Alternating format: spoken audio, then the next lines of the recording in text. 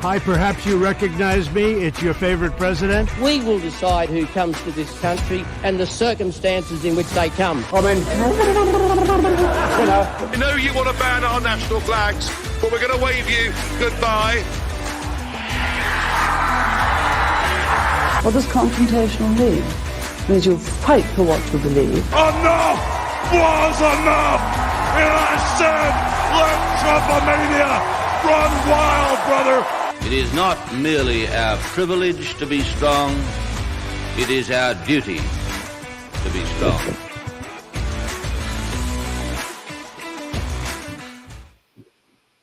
Hello, everyone. Welcome back to another episode of Commanding the Narrative. My name is Stephen Tripp. Thank you, everyone who are watching this live on Facebook, Rumble, and YouTube. And if you're watching this later, welcome as well. But if you are live, you can comment and contribute to the conversation. You can also call in at some stage tonight. I will be putting the link in the chat if anyone wants to call in and contribute to tonight's discussion. We've had a big weekend of elections in New South Wales, so there's a lot to talk about. But here I am again in the lovely home of Mr. Richard Storch. How are you, Richard?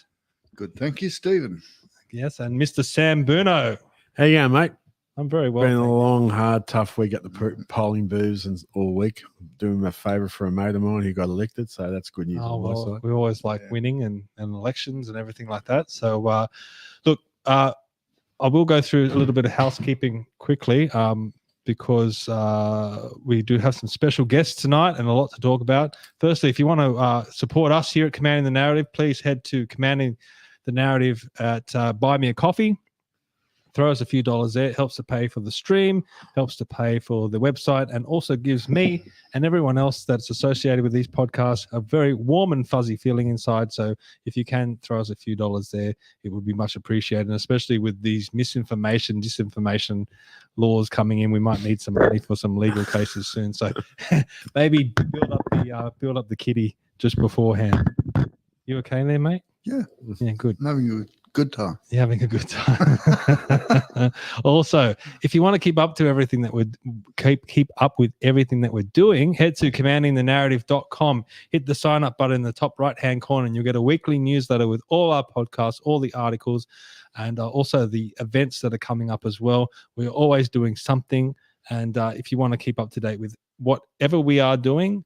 This is the third podcast I've done this week. I had Vicky Campion on, which was an excellent podcast on Monday. Also, the Honourable Mark Benaziak, who's a member of the New South Wales Legislative Council for the Shooters, Fishers and Farmers Party. I had him on. I think that was Thursday. I'm getting my dates confused. It was Thursday. Yes, it was.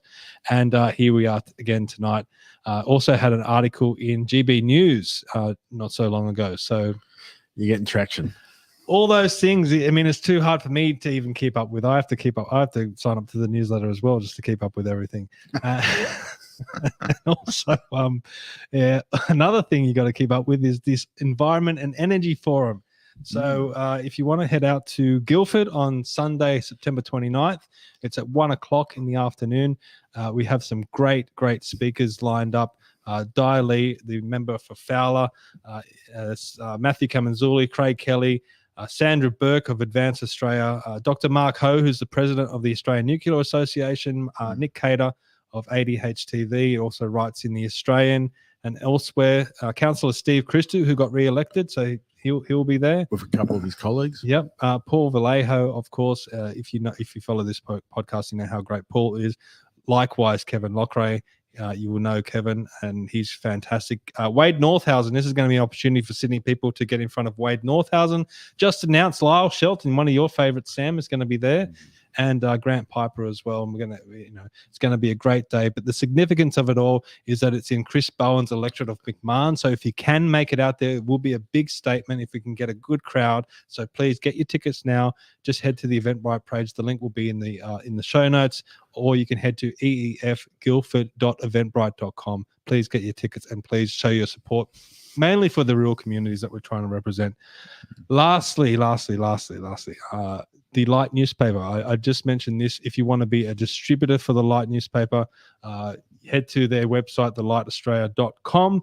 Sign up to be a distributor. If you are in Sydney or close to the Northern Beaches, please call the number 0406 861 816. We've got a couple of pallets that have already been paid for, so we don't need any of your money. We just need your time to distribute the light. They're free to the public, and if you would like to do that, please do so. It's a great publication, The Light. Had some great contributors recently, including myself. Even more reason to read it. That's right. So please help out in any way you can. Okay, boys. As we said, New South Wales election. It was a big turnout. A big result, really. We knew a lot of people that were running, and one in particular has we've got waiting in the background. We haven't seen him for a couple of weeks, so it'd be good to get his thoughts. Mr. Adam Zahra, should we call you Councillor Adam Zahra yet?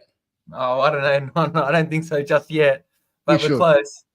I don't know. We've got Mr. Buono on there, so he's the stat man. What do you reckon? Yeah, let's ask Mr. Buono. If you're not in, it'll be confirmed by tomorrow night when some of those pre-poll boos get done tomorrow. Yeah, I think it'd be very hard. The trend is your friend, and you're in, mate. Yep. Yeah. Congratulations, Adam. You worked hard for it. We know that. It's been that's over 2 or 3 years, mate. A lot of hard work. Yeah. I want to say that, Adam, no matter what happens, and it does look like you're going to be elected, you deserve it. You've worked your ass off. That's one of the reasons why I was drawn to you in the beginning, because I know how hard you work. Wanted to ride your coattails, and look, mate, you never get a leg up. You always have to scratch and claw for everything, and I know you don't get any favors from anyone when you really should, because you should. I mean, I think in life, if you put some work in, you should get rewarded for it, and hopefully this is the reward for you, mate, because you've worked hard. You've run as an independent, which is not easy. You didn't have any help. You didn't have much backing. You got a little bit towards the end, which was fantastic, but you did it all on your own. So congratulations. Yeah, congratulations. It's a credit to you. Good man. Yeah. Well, thank you very much, guys. And you know what? We're a group of good men, and I think I would vote for any one of you guys if you were running in my electorate. Even Richard? So, I would. I got a soft spot for Richard. Come on, even though he's a bit of a libertarian. I don't sound like a pain in the backside. Hey, I'm really Adam. sorry. There's no risk of me running for any office.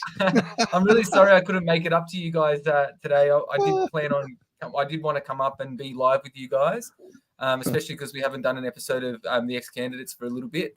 But I reckon, as I said to Stephen in my message, I reckon I was one straw away from going postal. So I just needed to, I just needed to sit down. Funnily enough, so I just had a massive week of pre-poll. And then, we've got Gemma's on there, and Pauline. Thank you very much, guys, for the comments. And I look forward to going to the, the branch meeting for the Libertarians on Wednesday night.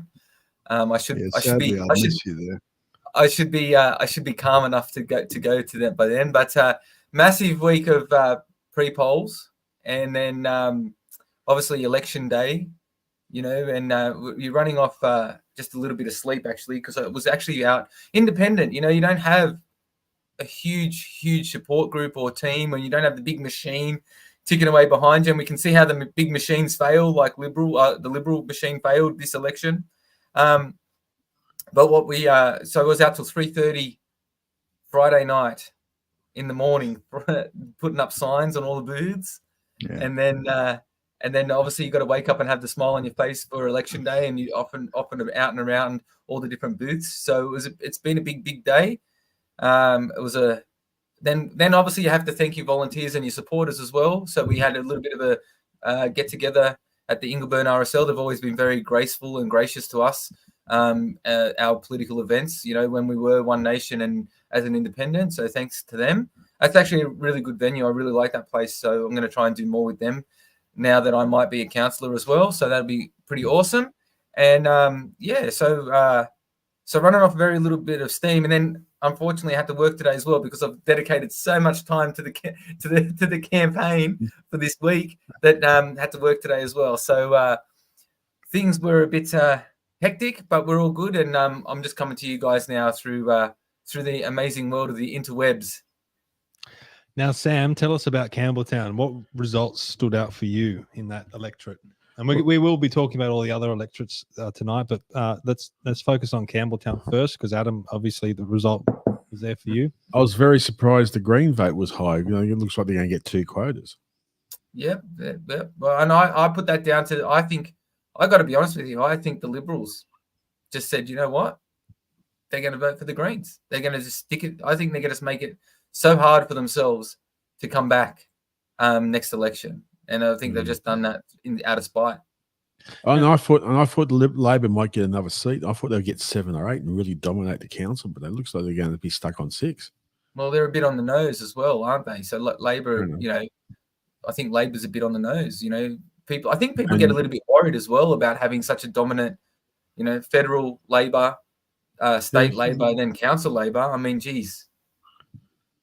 Tell us about the Muslim vote out there, because this has been a hot topic recently, and you were telling me about some of the parties that were running that were basically, you know, they didn't have obvious names that they were Muslim parties or Islamic parties, but you said that they were. Some of their vote, what was their vote, Sam? About between 15 and 20%, was it? Gee, off the top of my head, I've still got a mental blank. What did they get, Adam? I'm not really sure. I've got to be honest with you guys. That's why you're here. I was talking about the Greens. I was going to bring up the AJ. I was going to bring up the AJP. Animal Justice Party. Yeah. The Animal Justice Party were a party that we were looking, as a group of independents, we were looking to work towards, because I think the former councillor Matt Stellino was actually, you know, apart from the dire love for animals, which I guess I think every Australian has a love for the native species. We just think there's different ways of getting the right thing done by them and by the people. But what I was going to say is, we were going to work together, but unfortunately they weren't able to get a group above the line. And they're still in civil war, aren't they? Well, I don't know much about the details of the in and outs of how their party's working, but I know that rumor at the polling booths was that everyone's very, very upset with each other, and that look, I mean, look at that, it's only 0.53. That's 0.0. So what we're looking at, so that vote might have gone to the Greens too, Adam. So Group D is where Adam is. You're the independent in Group D. So. We also have the Sustainable Australia Party got about 10%, which surprised me, but that could be the donkey vote. You said, Sam. Probably a factor. The CVA, what's that, Adam? They got 11%. That was Community Voice Australia, and so the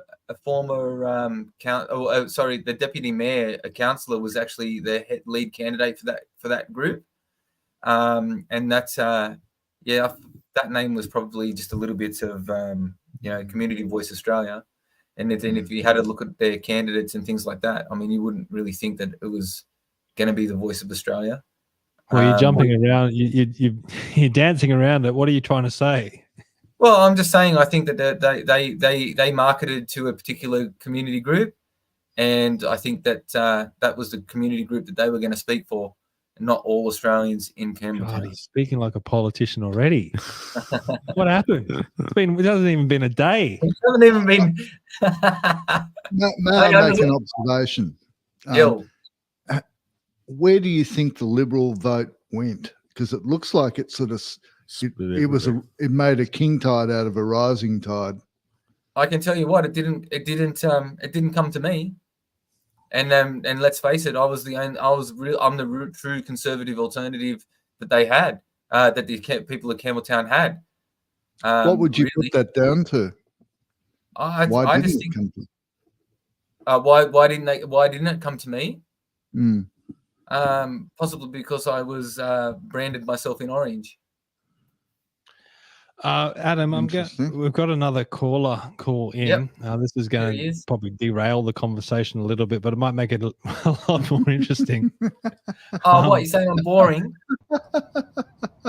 Mr. Rob Cribb, thank you for joining us. Also known on this podcast as the Cribbitarian. You're normally a behind the scenes man. Welcome to the show. Can you let everyone know a little bit about you? So thank you for having me on. Thank you for inviting me after we, argued with each other on Twitter. And I think when Gemma Noisy was on this podcast, I argued with you in the comments as well. But I am a member of the Libertarian Party. I'm on the Libertarian Party executive. I was John Ruddick's campaign manager, and I was his chief of staff. Now I just sort of speaking of, we've just been also joined by Mr. John Ruddick, member of the New South Wales Legislative Council, our second for this week. Welcome, John. Oh, gentlemen, I apologise for being late. Richard rang me at 6 o'clock and said, "Can you come on?" So I'd love to, and I just thought I needed a quick nap, but that nap just sort of got a bit extended. But that means I'm nice and fresh for the discussion. To talk about the magnificent weekend the Libertarian Party's had across New South Wales and the council election. So I was also a bit late because there was no one to let me in on the ground floor to my apartment. So I was just waiting there for ages and ages. So we were both a bit late. We both arrived at a similar time, John. So I was just giving an introduction to who I am. I'm sure most of Commanding the Narratives audience would know who you are, but I'm basically John's right-hand man and advisor. I was his campaign manager, and I'm an executive member for the Libertarian Party, and I have been a member of that party for quite a few years, probably before any of you had ever heard of it. So we're both here to discuss Stephen Tripp's, I think, tweet saying, how dangerous it is to get Libertarians elected to council. So we're both here for that. I'm sure it will be a good discussion. Well, I just want to play a short clip because it might frame the discussion that we're about to have. This is actually Paul Keating back in the 90s. Down a vow's a fresh start. How are you going out there, Curly? Oh, darling.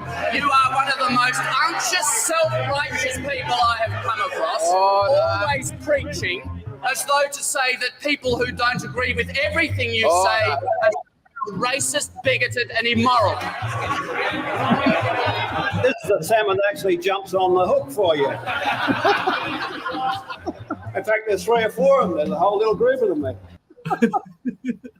Okay, I'm just having a bit of fun with that clip. But what I'm so I can see why you could be trying to bait us to come on here, because this podcast gets very few views unless we have a Libertarian Party member on it. So I can understand why you would try and bait us in that way.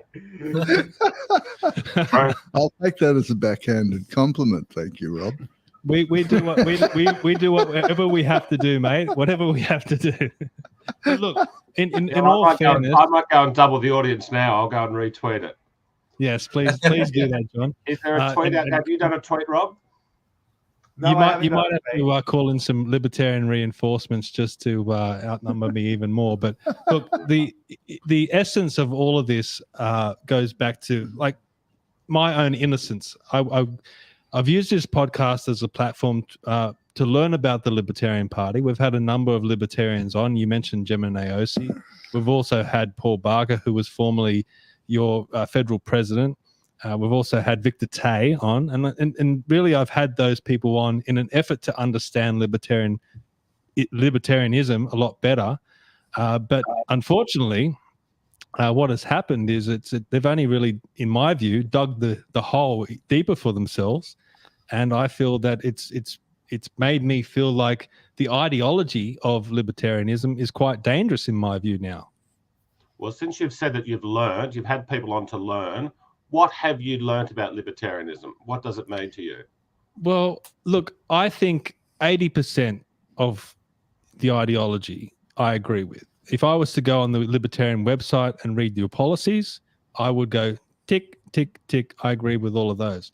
Good. The problem for me is once it gets into the weeds, I struggle with the ideology. And I'm saying ideology a lot because I feel like when you went from the Liberal Democrats, you could focus on policy. When you change the name to the Libertarians, now you have to defend the ideology of libertarianism.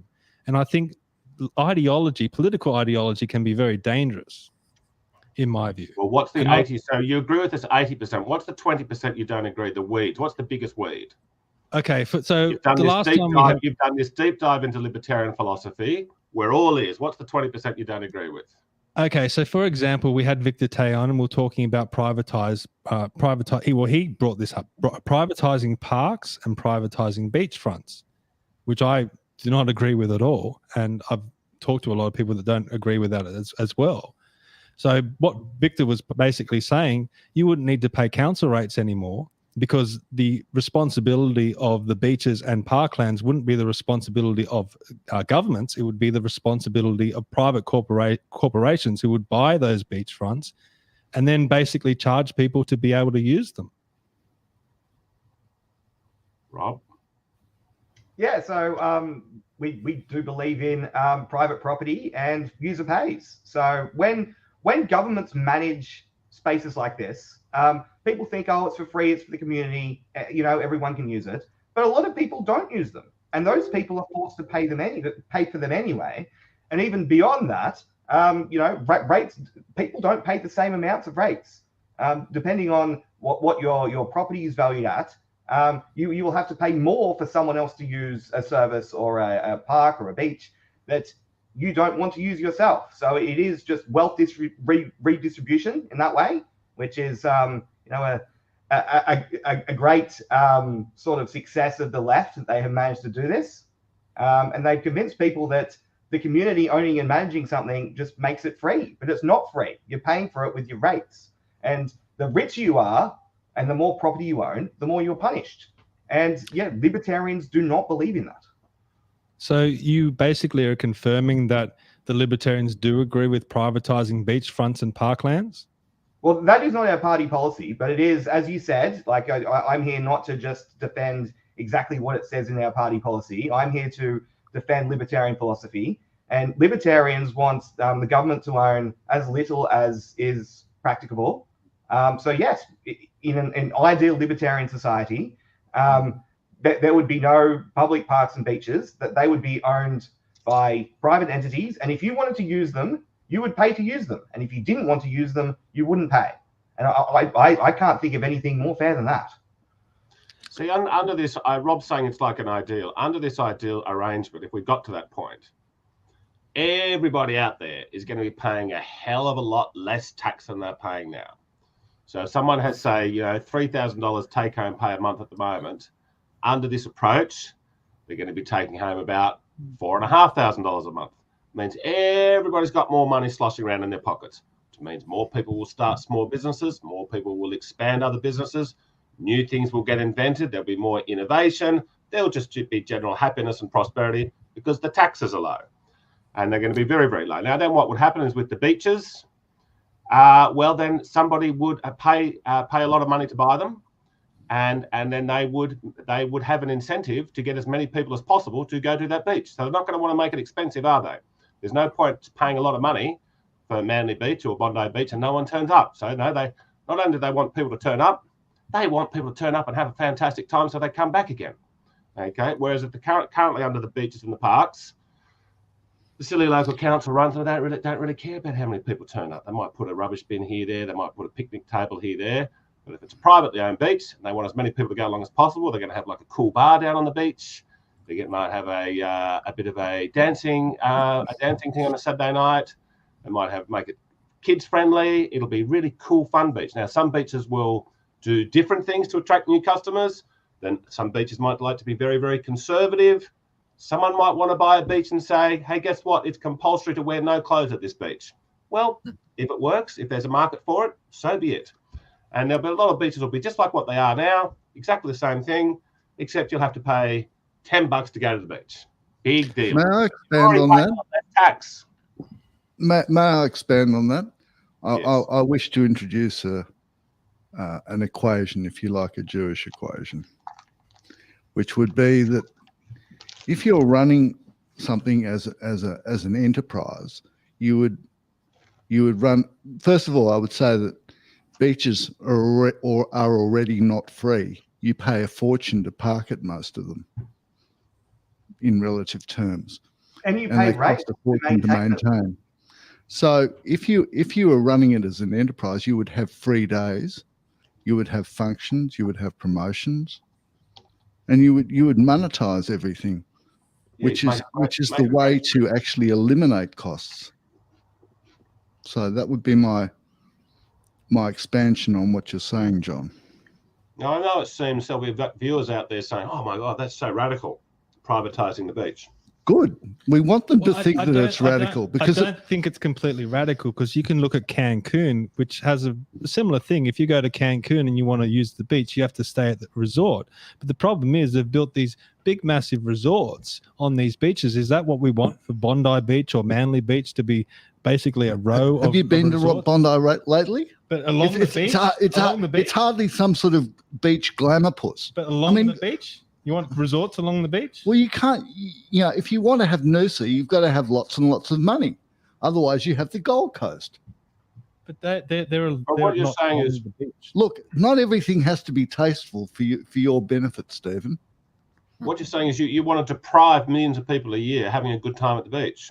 Okay, because exactly. if there's more development around the beach, it means more kids from the country, more kids that have never seen the beach before, people can come overseas, more people will be able to enjoy the beach if there's nice resorts nearby. But John, here's the argument of the Libertarians. You guys say if you vote in Libertarians, you'll pay less tax. You will. But you're not adding the extra bit, which is, okay, you'll pay less tax, but then you'll have to pay corporations who are covering the costs that the government is now not paying. So if you want to go to the beach, you have to pay. Are you seriously If you wanna go to the suggesting park, that you you have would to pay corporations less than you already pay the government? No, Are you seriously suggesting I'm saying that? you're probably going to pay more to the corporations because you're going to have big corporations like BlackRock, State Street, and Vanguard coming in buying up all your beaches, all your farmland, and all your parks. Like the 4 horsemen of the apocalypse descending on Australia. You are such a catastrophist. What people don't understand here is you already pay to go to the beach. Exactly. And you also pay, like, regardless of parking or whatever, you pay in council rates for it to be maintained, right? So you don't not only do you pay for you to go to the beach, you also pay if you don't go to the beach, and you pay for other people to go to the beach. So we're suggesting that it should be user pays. The more you go to the beach, the more you pay to maintain the beach. That is a fair way of actually managing it, and it will result in better, cleaner beaches with better services there, because they'll be incentivized to actually, provide good services to their consumers. At the moment, they have no incentive because everyone has to pay exactly the same, or a proportion of. Well, what about people with low economic, socioeconomic circumstances who might not pay rates or might not pay a lot of tax and can't afford to pay a corporation to use the beach? Now you're basically saying to all those people, hey, bad luck, you can't use the beach anymore. Have you ever heard of something called a free pass? Have you? Have you? Have you heard of something called a free pass? If you can't afford to pay the service you're enjoying, you should not enjoy it, right? So you can make the same argument for food. If we had totally socialized food and the government provided everyone with food, and some radical libertarian like me came out and said, well, actually, maybe the government shouldn't be in charge of food because we've just got bread lines all the time, and maybe communism in the USSR didn't really work. If someone radical like that came out and said that, right, then you would say, well, what if someone can't afford a lot of food? That's exactly the argument you're making here. You just can't see the forest for the trees. You can't imagine a world where the government doesn't provide the services it's providing and it's done by private enterprise. But whenever we actually have done that, it's worked out much better. Well, Richard, you're laughing. You always say that the definition of fascism is the collusion of big government with big government with big business. Well, isn't this the same thing? You're basically taking. You're dismissing all ceding its power to big corporations. You are dismissing every opportunity that exists for innovation and for cooperation between charities like the churches and so on to actually get involved. And you're also ignoring what I just said to you, which is there is such a thing as a free pass. It's like if you own something, you can promote, you can give out free passes, you can promote your product. That's a big if. Well, if you want a successful business, you've got to be prepared to give things unconditionally. Stephen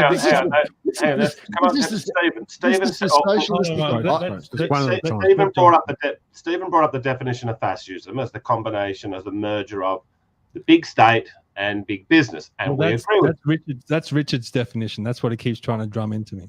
Well, it's a good definition, right? It's pretty true. Now, you can't have that any chance of privatising. You've got a really small government. Oh, wouldn't I love that? What we don't like about the corporate big government merger is that crony capitalists make money out of government favours. Okay, now they can only do that if the government is so big and bossy that it can dish out favours. What we're saying under our model is the government will be very, very small. They won't be able to dish out favours. So yes, there will be some big corporations, but there'll be a lot of fluidity in the commercial world.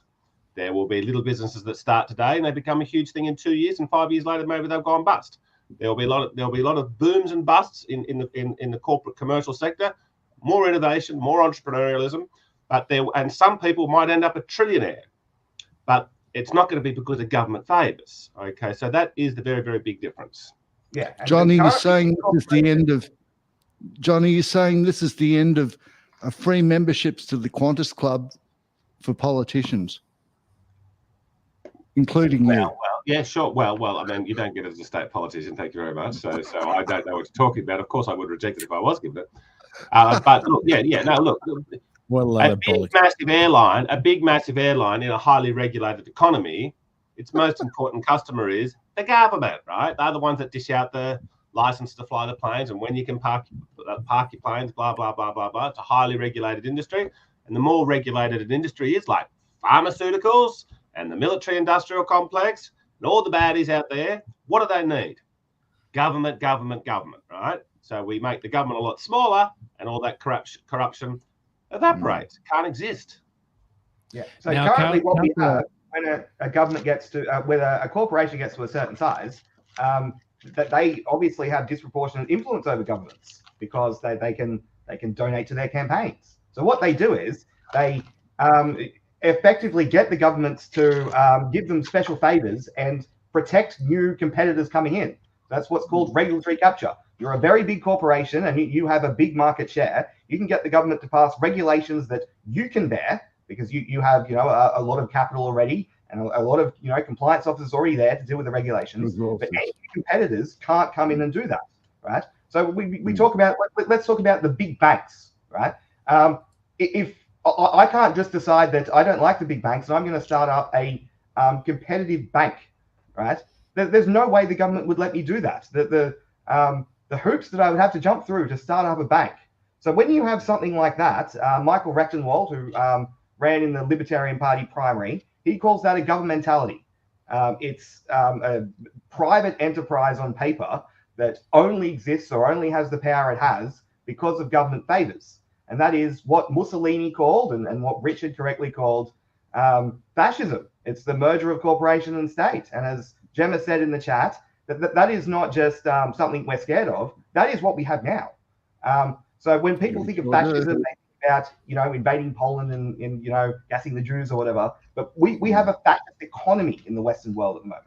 We have the merger of big corporations and the big state. Now, Councillor Adam Zahra, you've been sitting there very quietly. You've been on this journey as well, trying to just pick apart libertarianism and understand it better. Do you have any comments? Well, I wore my libertarian colours today. So, so I've had many conversations, like obviously off camera and off air, when I've met up with John and Rob and things like that. And my biggest Jim is like, Adam will join us. Well, no, because it looks like I've been elected on my own, but I am very partial, very friendly to the ideology of libertarianism. But I was going to say, I've had this argument before or discussion. I think that we're too far gone. So we've got already the collusion between big business and government. And what happens is the big business is too big.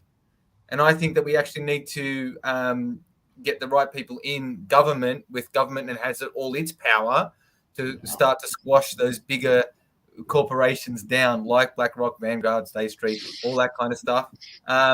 So I think what happens is, I actually think, and I said this to John not long ago, that I think that libertarianism is going to be the big next push by the globalists, because then that way they'll be able to take over everything anyway. And I think that the globalists run on their own ideology, because I also do believe ideology, like green ideology and stuff like that, the trans ideology, all that stuff, Okay, ideologies. People fight for ideology over what's best for people, and I think when it comes to the crunch, if you're going to defend your ideology, sometimes it's not going to work out good for the people. So, well, I would like to address this point about ideology. I think a lot of people they think of themselves as non-ideological, and that just means they're so immersed in the dominant ideology in their society that they can't see it's an ideology. Social democracy, which is, basically we elect politicians and government should make good things mandatory and bad things illegal. That is an ideology. And if you believe that, that's your ideology, right? So libertarians are considered ideological because we just don't agree with that ideology. That doesn't mean that's not an ideology. So if you want to be a social democrat, which is a centre-left ideology, you're a leftist. So that's my one. I get one per interview calling someone a communist. There we go. But if that's what you believe and you think that's not ideological, that is an ideology. And I think a lot of people are so immersed in the current society where anything outside that 3x5 card of allowable opinion of social democracy is considered insane or radical. And they think, I'm not ideological. I just want the government to make good things mandatory and bad things illegal. That is an ideology. We've tried it for quite a while. I don't think it's working very well for freedom or prosperity. But it is an ideology. That's a good point. That's a good point. Can I just say something? Lenin did say that all things are political. So are you saying that all things are ideological? Yes, I think any political belief is ideological in some way. So if you're a utilitarian social democrat, that you just want good outcomes and you don't care about the moral ills that are used by the state to achieve them, and you think that government should just make bad things illegal and good things mandatory, and good and bad will be determined in your own mind, then you are a utilitarian social democrat. That's an ideology. So you're not non-ideological. You just are so immersed with the dominant ideology in the society you've got that you can't possibly think of anything else, and you think everything else is ideological, except what you have been conditioned to believe by the deep state and the corporate press. Now, I Rob, think your logic is so blinding, Robert, I've spilled a drink. You've said the C word. You've brought up communism. Well, I tend to think that libertarianism is almost the communism of the right. And that's just my view. But I'm gonna ask you this. You can't just say that without explaining why. It's the most absurd thing of all. I think in the same way that communist. So explain to us how you arrived at that conclusion. That libertarianism is the communism of the right. In terms of oxymorons it did to start with. In terms of hey, settle down, John. You love throwing mud at people. Just settle down, mate. Oh, that's unfair. I'm just saying, in terms of the ideology of communism on the left, the libertarian ideology is the equivalent on the right. It's like it's the other extreme. I agree with that. But I think we're right. And the communists on the left have done a great job in the last 30 years of dragging the left towards their insane ideological views. And I think the Libertarian Party should be dragging it back the other way. So the Greens that are absolutely a product of the fall of the Australian Communist Party, they have been dragging Labor to the left for decades. And on the right, we have failed to drag the Liberal Party back to a sensible position. So I think we need to be the Greens of the right, as sometimes said. And we need to hold the Liberals to account instead of just thinking, government should make good things mandatory and bad things illegal. We need to drag things back towards free markets and civil liberties. That's what we're about. But Rob, one of the things I struggle with, I think, if you take libertarian to the nth degree, you get anarchy where you have no government at all. So where is the line drawn? Where's the line drawn between libertarianism and government protections? Well, government protections are, pseudo-communist. So I said I only get one, and now I've got two. But so where is the line drawn? I would say at the moment we are in such a non-libertarian society that there is this concept in the libertarian movement called the freedom bus, right? We all want the bus to go in one direction. We want the bus to go towards more liberty, more free markets, more capitalism, more civil liberties, less surveillance. We all want it to go in that direction. And we're so far away from that now that as long as you want it to go in that direction in all those topics, you should get on the bus. And if at some point we start to be so successful that you need to get off the bus and you think, oh, look, this is a bit too far, I don't really believe in privatizing the courts, then you can get off the bus then. But you should get on the bus now until we get to a position where we need to decide about whether or not we should privatize the courts, right? We all agree here that, taxes should be lower. Hang on, you can't use that argument because okay, you're saying we should get on the bus until we have to reach a point where we have to make a decision. Well, what happens if you guys have all the power by that point, and then no one can stop you? Well, if the ideas aren't working, we will lose popular support. If we actually got an opportunity to move in this direction, we believe there would be a groundswell of support, and people say we want more freedom, but we might be wrong. So what you're saying is it becomes so popular that that's a bad thing. That people can't. We can't reverse at that point because people want it. But if you go and privatize everything, then how would you? And then it did become unpopular. How would you reverse it? We live in a democracy.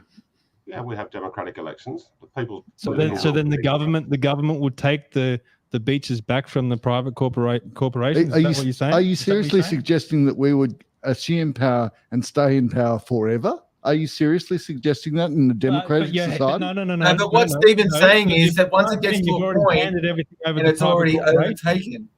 And private corporations could easily hand it back. It doesn't work for them. They've got to make money. Why would a private corporation? It won't be just private corporations. It'll be churches. It'll be charities. It'll be all sorts of things that'll be running things. Sam, you've been very quiet. Do you have any comments? Oh, this is too ideological for me. I'm simple 1 to 10, man. Hey, by the way, John, I watched your debate with Gerard Rennick on Chris Smith. Yes. Very, very, very, very good. I thought it was a great. I think it was a great display. And I'm a huge fan of Gerard Rennick. And I think you took that one home, mate. So that you did. That was really, really good. Oh, it was a bit like Trump 2 versus 1. I feel it was a political hit job. Can you let John finish that? Can you let John finish before you speak over the top of Buono? Don't worry, I told him. While we're being nice, Adam, did I hear correctly that you have been elected to council? I believe I'm very, very close to being elected to council. He currently has a quota. Well, that's fabulous. What council are we talking? What Campbelltown Council? Campbelltown Council. And what's the rest of the makeup looking like? Is it dominated by Well, Labor? it's looking like 6 Labor. Yeah. 2 Green. Yeah. 1 Sustainable Australia. Oh, really? 3 Independents. It's 3 of an independent party. Which is you. You're no, one of so them. one for me, and then the other party won 3. But are you elected as an independent or One Nation or something? Or No, I'm elected as an independent. Well, that's a big credit to you. Thank you. And then there's going to be 3 other seats that are. It's called the it's such a long name. The Community First Totally Independent Party. Okay, so that'll have 3, right? And then and I think that brings it up to the 15. There's 15 seats on our council. We've got one solid one. There's no wards in ours. We're just one big group. Well, do what you can to support those koalas out at Campbelltown, if you could, please. I think it would be sad to lose them. Well, look, can I say something? I think we've talked about what could be wrong with libertarianism, but I would like to make a positive point. What could be wrong? I think a lot of your viewers would have been people that were anti-COVID hysteria. Okay, and I know that Adam and Steve were. I think sort of our other mate Sammy. I think he sort of went along with it for a fair bit. But let's say most of your viewers would have been people who thought the government. What did you say? I beg your pardon. Oh no, you've poked the bear. What'd you say? I said that I know that Adam and Steve were freedom marchers, were against the COVID, turned up to the anti-COVID protests. I don't think you were there, Sammy. Is that right? At the freedom march? John, anyone told you're a flat track bully? Okay, settle. This is Look, civil conversation. You love dishing it out on me, don't you? You love dishing it out, but you can't cop it back, sunshine. I told you this privately, and I'm saying to you publicly. I don't know where this is coming you from. back all the time, Sam. That's all you do is Huh? show up to events called Whatever you call it, a wonder. We can have our differences. I don't know why you got to be under your bonnet. My point is, most of the viewers, You hate most of us. Don't lie. Settle, Sam. settle. Take a breath. Well, I'm gonna cut in with a comment, because here's a comment from Victor Tay. He says, "Where's the line for Stephen's communism? Why not just have the government own everything? He will have an arbitrary line as well. At least we know what we believe and can defend it." Well, this is the problem with these libertarians, or at least with Victor Tay. He goes from one extreme to the other. If I disagree with libertarianism, suddenly I'm a communist. And he's got another comment here.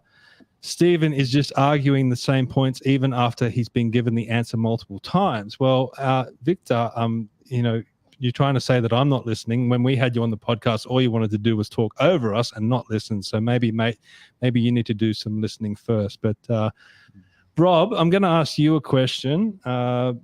Privatize. Okay, now let's talk about something that we were talking about with Victor, and that was multinational corporations coming into Australia, and corporations like BlackRock, State Street, and Vanguard buying up residential property. One Nation had a policy of banning that, not allowing foreign investors from buying Australian residential property. Why? And Victor said, look, under libertarianism, you shouldn't be stopped from selling your property to anyone. You should have the freedom of selling your property to anyone. Do you agree with that? I do largely agree with Victor on that one. That is a solid libertarian argument. The one exception I would carve out: libertarians do not believe in government ownership, and that also includes foreign governments. So if we're talking about companies that are 40% owned by the CCP, I think that is a concern. I don't want the Australian government to own this land. I don't want the Chinese government to own it either.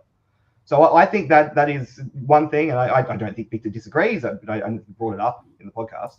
But that is one thing that I would say. I'm very skeptical and very against government ownership, probably even more against foreign government ownership than Australian government ownership. But in terms so that's something that we can agree on. Yeah.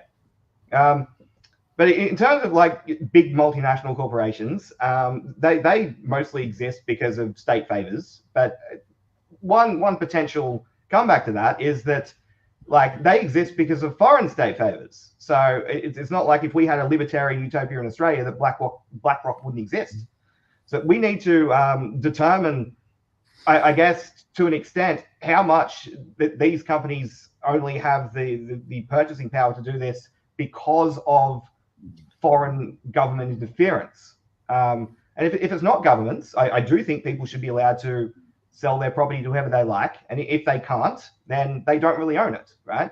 So if I can't have a voluntary transaction with my property with someone else because the government doesn't sign off on it, then I don't really own my property. I'm just being given usage rights by the state who really owns it. And that is, again, communism. Look, mate, I like that. I like that point. But where's the protection for the little guy, for the people that are really struggling to afford properties at the moment? And we do have a housing affordability crisis. Would the libertarians do anything to reduce the cost? And if these multinational corporations are buying up our properties and pushing up the price, what would the libertarians do to lower the price?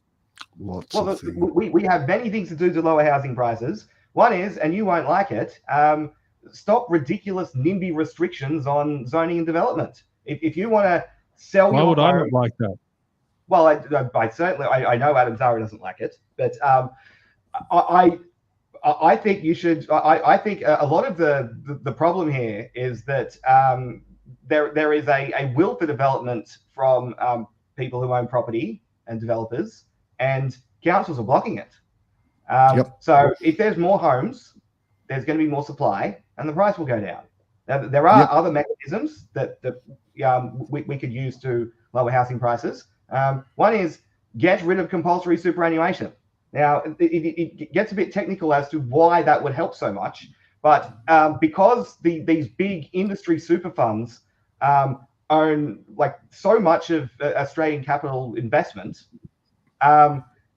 that they have, and that they are just investing it in property, right? So a lot of people are paying super into a fund and then paying rent on a home that their super fund owns. And this also means that if the Australian government doesn't want the superannuation industry to collapse and have to pay untold amounts of pensions to all these people who don't have any super anymore, they are incentivized to not do anything to lower housing prices. So compulsory superannuation that's putting so much money in the hands of union-run super funds is ensuring that our house prices continue to stay high. And the third thing is monetary policy. We don't have sound money. The Reserve Bank is sort of printing money out of thin air. We certainly saw it during COVID. We're still continuing to see it now. We saw it before COVID.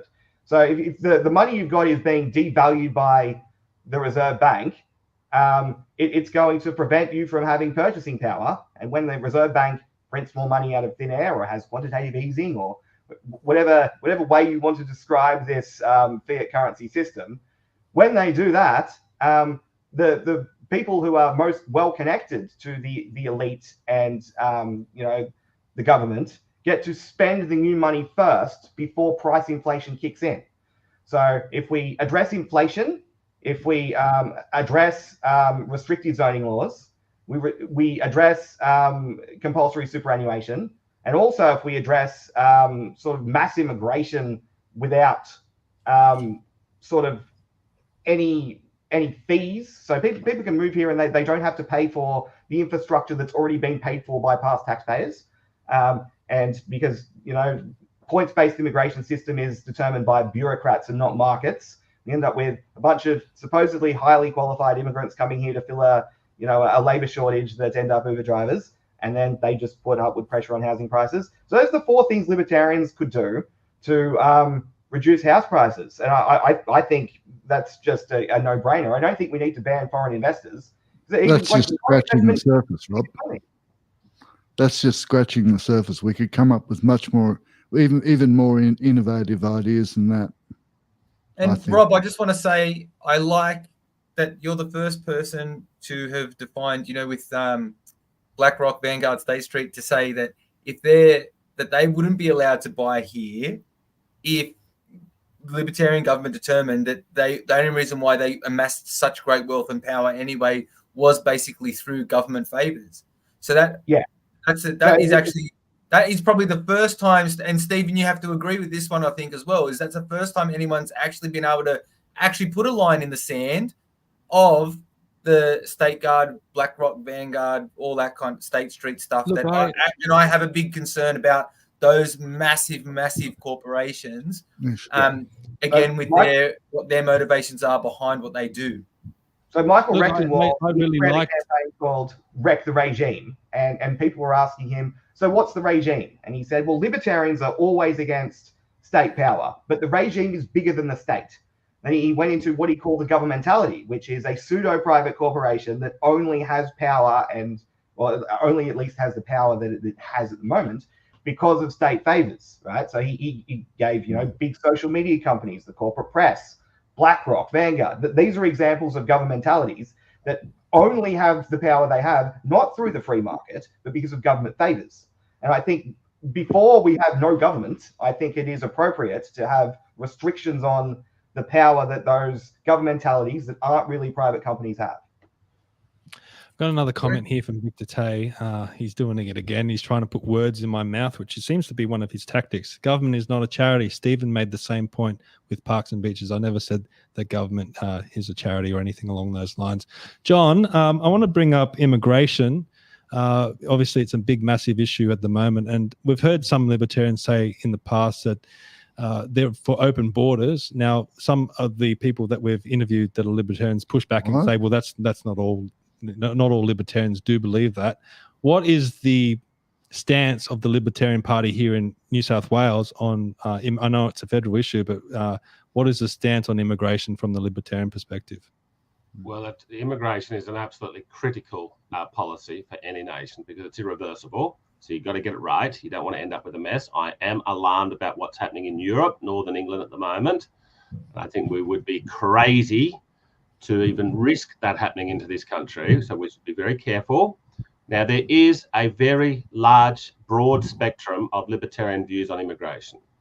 All libertarians share in common a propensity to view every political issue through the lens of small government, but there are some issues where it's not quite simple to work out what the answer is. Now, Milton Friedman won the Nobel Prize for Economics in the 1970s, and he was arguably the most sort of famous libertarian-minded person. He's a bit soft for people like Rob Cribb, but the general public have a high regard for Milton Friedman. And Milton Friedman said, well, you can't have open immigration for as long as you have a welfare state.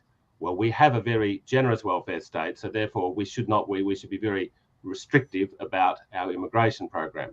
Now, what I believe, now in the United States, the really purest libertarians, a lot of the leadership has in the recent years, thanks to Joe Biden and Kamala Harris on the southern border, a lot of them have swung around and said, yeah, well, this is completely absurd to have open borders. We're wrecking our country, so now we are border hawks. I'm a libertarian that certainly is a border hawk. And in fact, I go even further where I believe what we should do is have a general immigration pause into this country for 5 years. Now, there will always be some exceptions around the margins, but I am talking about Australia needs a breather, okay? Everybody's got people in their family who were born overseas, or, their grandparents were born overseas. It's a very, very multi-ethnic society, okay? On balance, it's terrific. Australia's a pretty good country. We're doing something right, but there's no harm in having a breather. Even if it turns out to be a poor policy, very reversible. We can say, oh, we'll let twice as many people in the next 5 years. So it's very reversible if we happen to be too conservative and too prudent on the immigration. But if we keep going at the current rate, we know why Liberal and Labor, this started under the Liberal Party. After COVID, the economy was wrecked. So how do they grow the economy?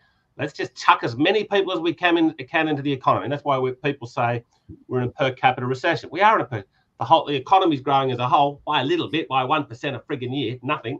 But the population is increasing by about 2%, largely because of immigration. So, but look, Rob's probably I know it's been a real pleasure to listen to Rob tonight, but he has actually in the process of finalising the party's immigration policy for the federal elections. So he may have a few more significant things to say.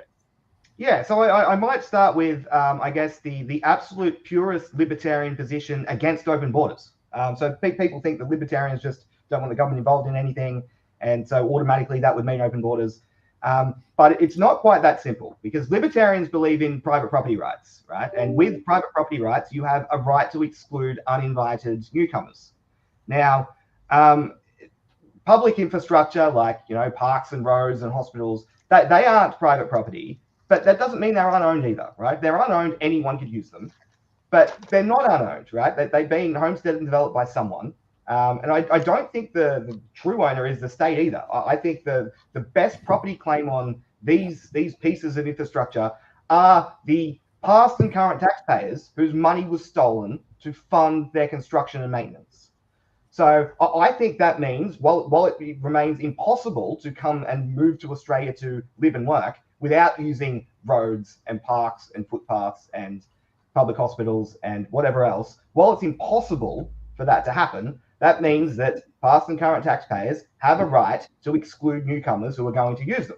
So that justifies, in an imperfect, unlibertarian world that we live in, it justifies immigration restrictions and it justifies high immigration fees. So if you're going to come and move to Australia, you should have to pay a significant fee to cover the costs of the infrastructure that you're going to use. It's already been paid for the construction. Maintenance is going to have to be done on it. And if we have the amount of immigration we've had lately, new entire infrastructure is going to have to be developed. So I think any immigrant should have to pay a fee.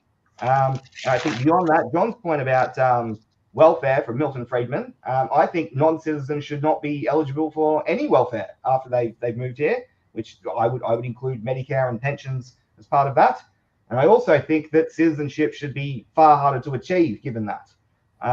So one of the reasons for that is to discourage welfare tourism. So people think, oh, okay, so I can't get welfare for 2 years, but then I'll just become a citizen and I'll get it. It will discourage that.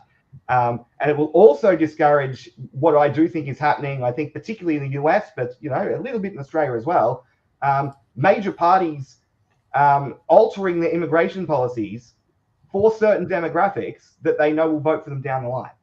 So they can't vote if they're not citizens. If they can't be citizens for 10, 15 years, it will discourage that sort of policy. So I think new immigrants should have to pay very large fee to cover their infrastructure. And the good thing about that is if we do have a genuine labour shortage, so I do think at the moment, I think we have a labour shortage in builders and the construction industry. If that is true, then entrepreneurs will think, okay, so immigrants, they have to pay, let's pick a number out of the air. I think it should be costed by the Productivity Commission, but until we can do that, let's say it's $80,000 to come here and live in Australia. And if entrepreneurs think, look, we've really got a shortage of builders and people who want to work in the construction industry at the moment, entrepreneurs will go and headhunt the best people to fill those roles from overseas, and they'll say, we'll pay some of your fee, right? You can't afford to move to Australia, but we really need you here. We'll pay you $50,000, and then we'll have this great building company that's going to fulfill the gap. So I think that would make sure that new immigrants to Australia, instead of being picked by bureaucrats, they're being picked by entrepreneurs and markets. And it would mean that we didn't have, I guess, what you call wasted immigration from bureaucrats on a points-based system saying, oh, this person ticks this box and this box and this box. They should be allowed in. They don't have to pay a fee. They put a burden on infrastructure and housing prices, and then they end up Uber drivers. If to basically get here, you have to have a job already because you need a business to sponsor you and pay part of your fee, they're going to come here. They can't get welfare. They can't vote. And I think that's the best way to get the benefits of immigration without the costs of it. And the final thing I'll say on this topic is that Australia is beholden to global organizations on this. We've signed up to treaties, we've signed up to multilateral agreements. That means we have to take just refugees straight off a global queue. And I think, as all libertarians do, I believe in decentralization. I think the best decisions are made at the most local level possible. And I think Australia should withdraw from these treaties and determine who's going to come here under what terms itself. Here. I got a question from Pauline. This might be, I'll direct this to you, John. What is the Libertarian stance on native title? Well, we are a colourblind party. We look at individuals as individuals.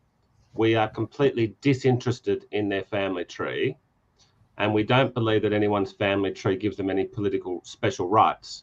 We believe that any political idea that does give people special rights because of who their family tree is racist. That is the dictionary definition of racism, treating people differently because of, you can say, the colour of their skin, but I like to say their family tree because it just makes it sound even more absurd. Okay, so people today are classified by the state as an Aboriginal. They've probably got 16 great-great-grandparents, and in many cases only 1 or 2 of them will be Aboriginal, but then they get special rights because of that. Now, with close friends, I'm interested in their family history just because I'm a mate. So who are your parents? Where are your grandparents from? Oh, that's interesting. No, from Finland, whatever. And but that's only with mates. But even with mates, it doesn't change anything. It's just out of curiosity. So back to the question about native title. Look, in a libertarian utopia, what we would say is the Aborigines, people who have got Aboriginal ancestry, do not get any special access to land or anything else because of their family tree. But then if we brought that in overnight, then the interesting question is, what do we do now about the existing land councils? If the Libertarians come to power in New South Wales in 2027, in the upper house and the lower house, and we want to make it a truly race-blind society, what we would say is with these Aboriginal land councils, now at the moment, you've got like parcels of land, often quite valuable, that are owned in collective ownership by the members of the local Aboriginal tribe, okay? Now that benefits nobody, okay? Because you only really get the benefits out of private property if it's freehold title, if an individual owns the property. So this is why the Aborigines, we've sort of given them the worst of both worlds, where they're saying, look, you can have the land, but it's owned collectively, which means no one owns it, means it doesn't get looked after properly, and they can't turn it into a commercial enterprise. So what we would ideally do under this situation, if we abolished all this stuff, which we don't like, we think it's hurting Aborigines, we would say, look, that Aboriginal Land Council, we're going to, like, if there's 300 people in the tribe, we're just going to divide it up into 300 plots of freehold title. Okay, and good luck. Now, some people will sell to their neighbours, blah, blah, blah. But bottom line to the question from Pauline is, we do not like it. We do not like granting legal rights, particularly land, to people because of their family tree. I was recently watching a documentary on South Africa and what they're struggling with at the moment. You know, they're having blackouts because they haven't built coal power plants and those sorts of things. But one of the other things they're struggling with is the police. And some communities have taken it upon themselves to hire their own security force to essentially be the police for them. They're finding that they respond faster than the police, and they're keeping those communities safe. And it reminded me of the Libertarians and how I think it was you, John, you mentioned in the past that you would like to privatise the police and the courts and some other things and take them away from the responsibilities of government. But also at the same time, I'm reminded of the teals at the moment. It's a big problem here on the Northern Beaches, and essentially we've had big investors, particularly Simon Holmes à Court and Climate 200, come in and fund these teals, and also you could argue has bought political power. What is to stop him from then buying police and buying courts? And then basically he's got politicians, courts and police. Wouldn't that be a dangerous situation? Well, what would happen is if we came to a democratic consensus that we wanted to move towards a radical libertarian society, the privatisation of the police would be something that would be phased in. It would be towards the end of the transition period. But this is, so I live on a suburb in the North Shore. Now, let's say that there was no government police, but all citizens are going to want some type of police protection, just for peace of mind most of the time. Now, if you live in a certain suburb, let's say you live in Chatswood, there might be 3 local businesses that are offering police services. And there might be one that says, look, you pay us $1,000 a year and you get gold star service. If you ring us up, we guarantee we'll be there in 3 minutes. Okay, and they will be, now might be other people, new migrants, students, people who are short of money at the moment. They might only want to pay $250 a year for the private, and they'll get a basic police service. So we'll have then these police services will be competing with each other. They'll say, well, hey, everyone, you should use us because we're cheap and we're fantastic. And there'll be competitive pressure. And most of the time when people have an interaction with the police, they're very unfriendly people. Okay, but basically, they are basically a criminal gang with guns that they're authorised by the state. They've got no interest in trying to be nice to people. And so, but what we'd have under a private police system is they would be striving for excellence, okay? And there would be, there might be 1,000 different businesses across Australia offering a police service. And some of them might offer a police service in every postcode. Some of them might just specialise here. The market would sort it out. Now, now that was about the police. What was there was another one in there about courts, privatising the courts. Well, look, what's easy with the courts? There's a hard part and there's an easy part. The easy part with courts is if we're just having a dispute about a contract or something. Okay, so let's say you go and let's say I buy a car off Adam.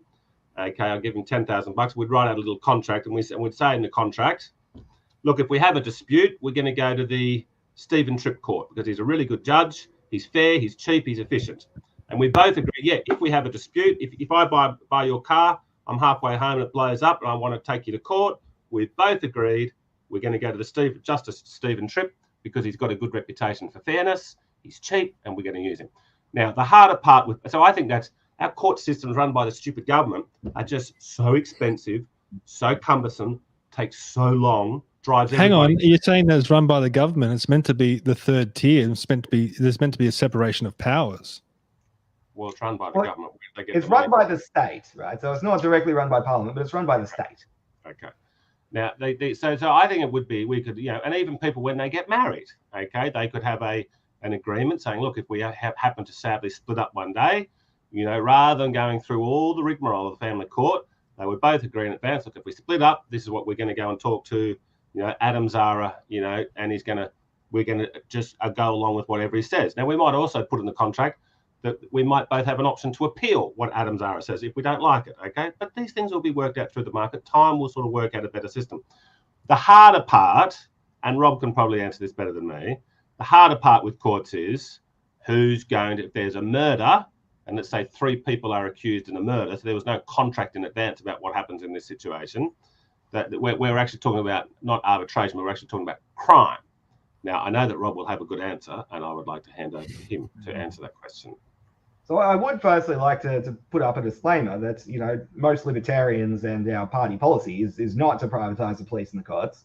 Now, I believe we should anyway, and I've convinced John. But our personal opinion is not the party policy. So people shouldn't think, oh, look, if I, you know, vote for the Libertarian Party and they get 3 people elected, I'm going to have to pay for private police. It would be very much at the end of the line of our big, you know, Liberty bus, as I was saying before. Yeah, but you can't say that. You can't say, oh, you know, vote for us, but we're not going to ever get into power. So we're never going to, you know, some of our beliefs are never going to come to pass because we'll never get in. Because our party doesn't believe that, right? I believe that personally. Our party's position is not to privatise the police and the courts. So you vote for us, you're going to get more moderate libertarians than me 99% of the time. But I'm happy to defend the position. I did just want to put that disclaimer out there that people shouldn't be worried about a party whose position is not to privatise the police being elected and privatising the police. Unless you elect me literally, and I don't run for parliament, it's not something you need to be particularly concerned about.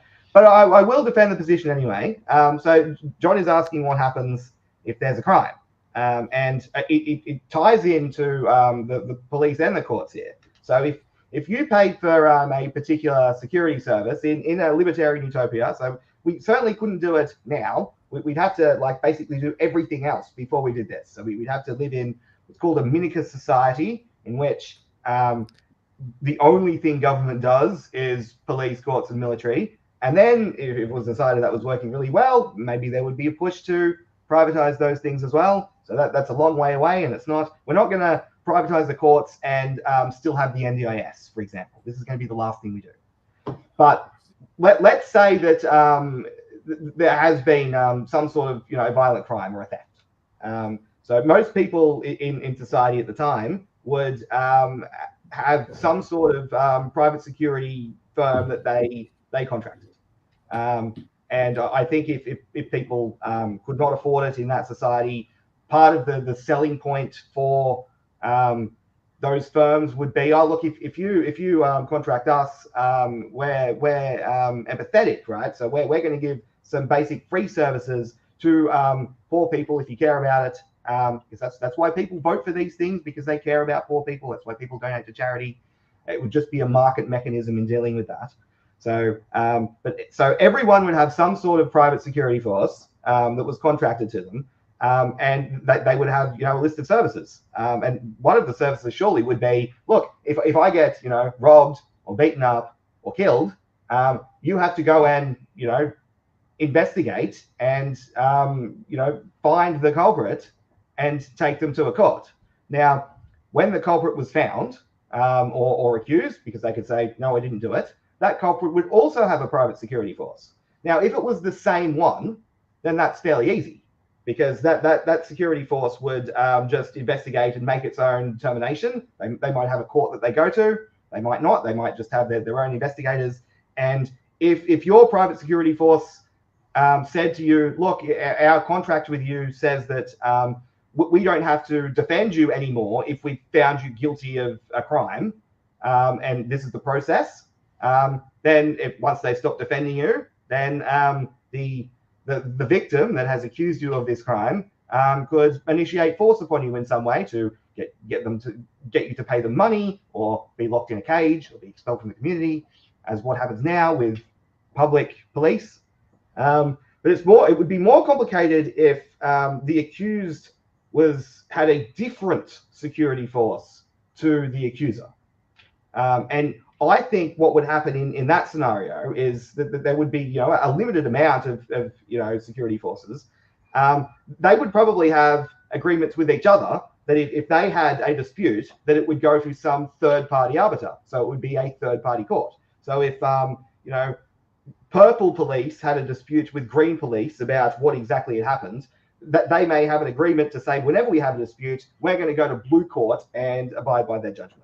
Now, this is very deep into obscure libertarian theory. We're not trying to bring this about anytime soon, but that would be, if we're talking about how a society without government would work, where markets replace the state, that's how it would work. And like, most libertarians don't agree that we should go that far.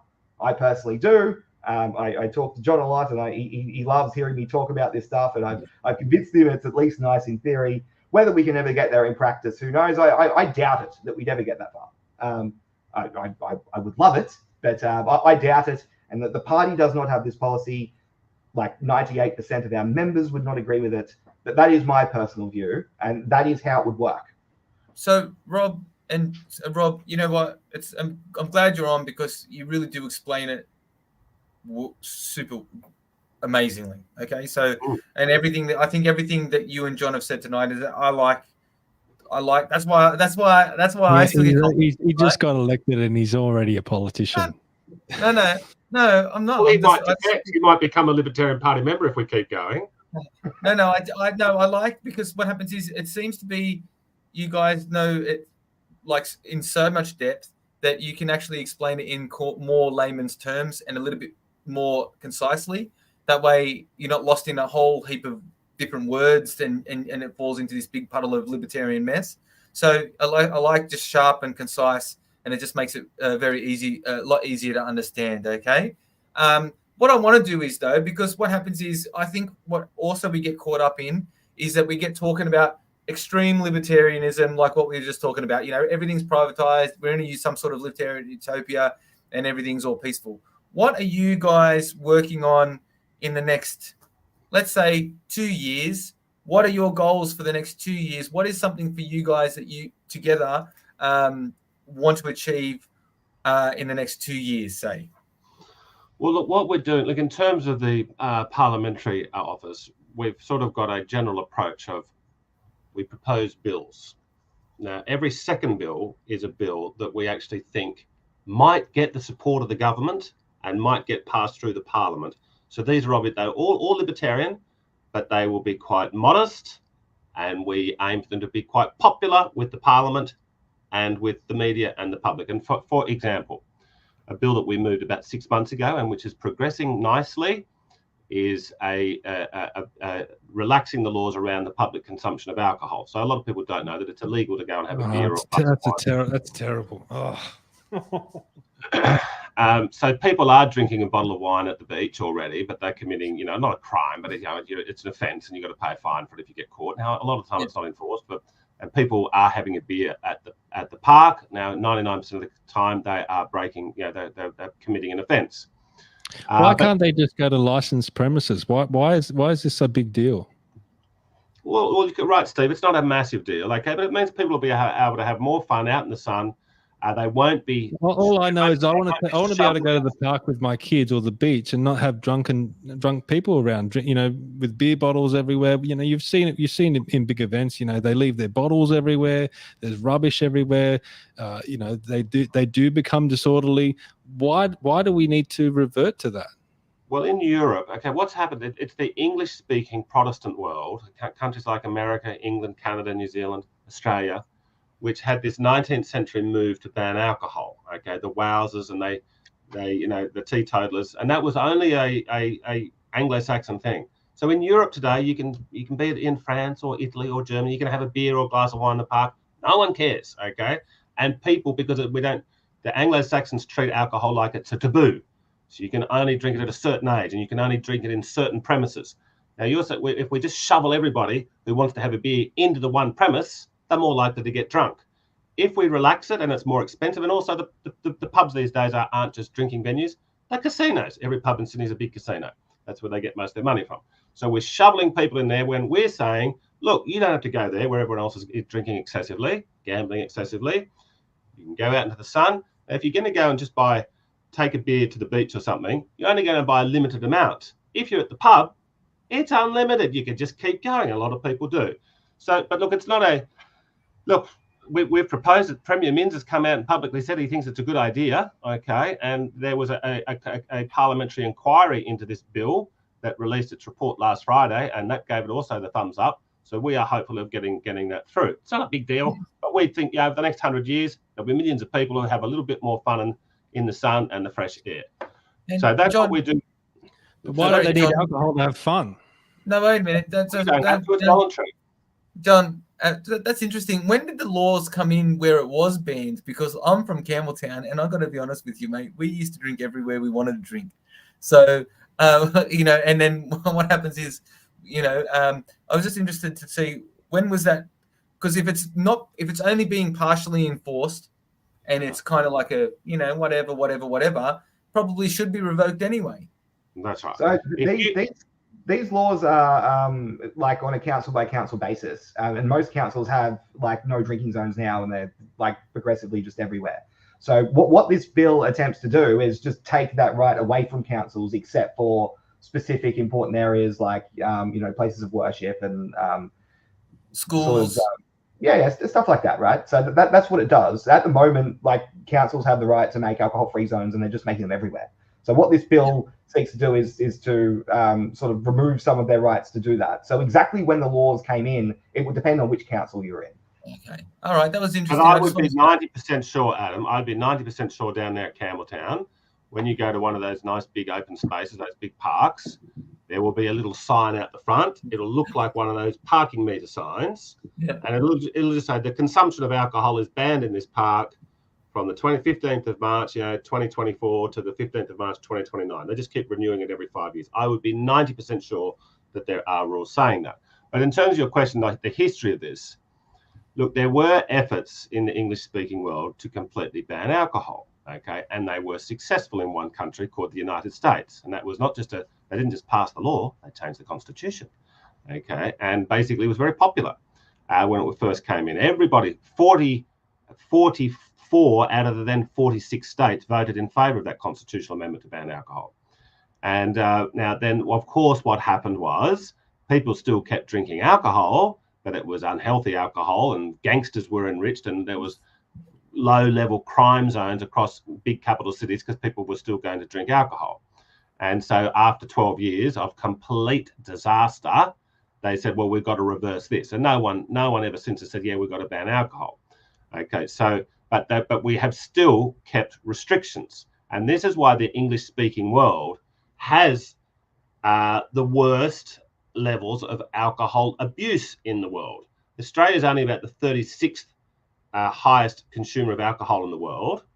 Okay, there's a lot of European countries per capita drink more alcohol than people in Australia and England and America, but there are more alcoholics and abusive alcoholics in a society where there's all this silly government regulation about saying what you can and can't do with it.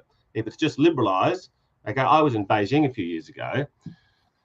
They just sell a Budweiser, you know, at the 7-Eleven. A seven-year-old kid can go in and buy alcohol if he wants to, okay? Now, of course they don't, okay? And if it kept happening, if one little 7-year-old kid kept walking to the shop to buy a Budweiser, they wouldn't call the cops.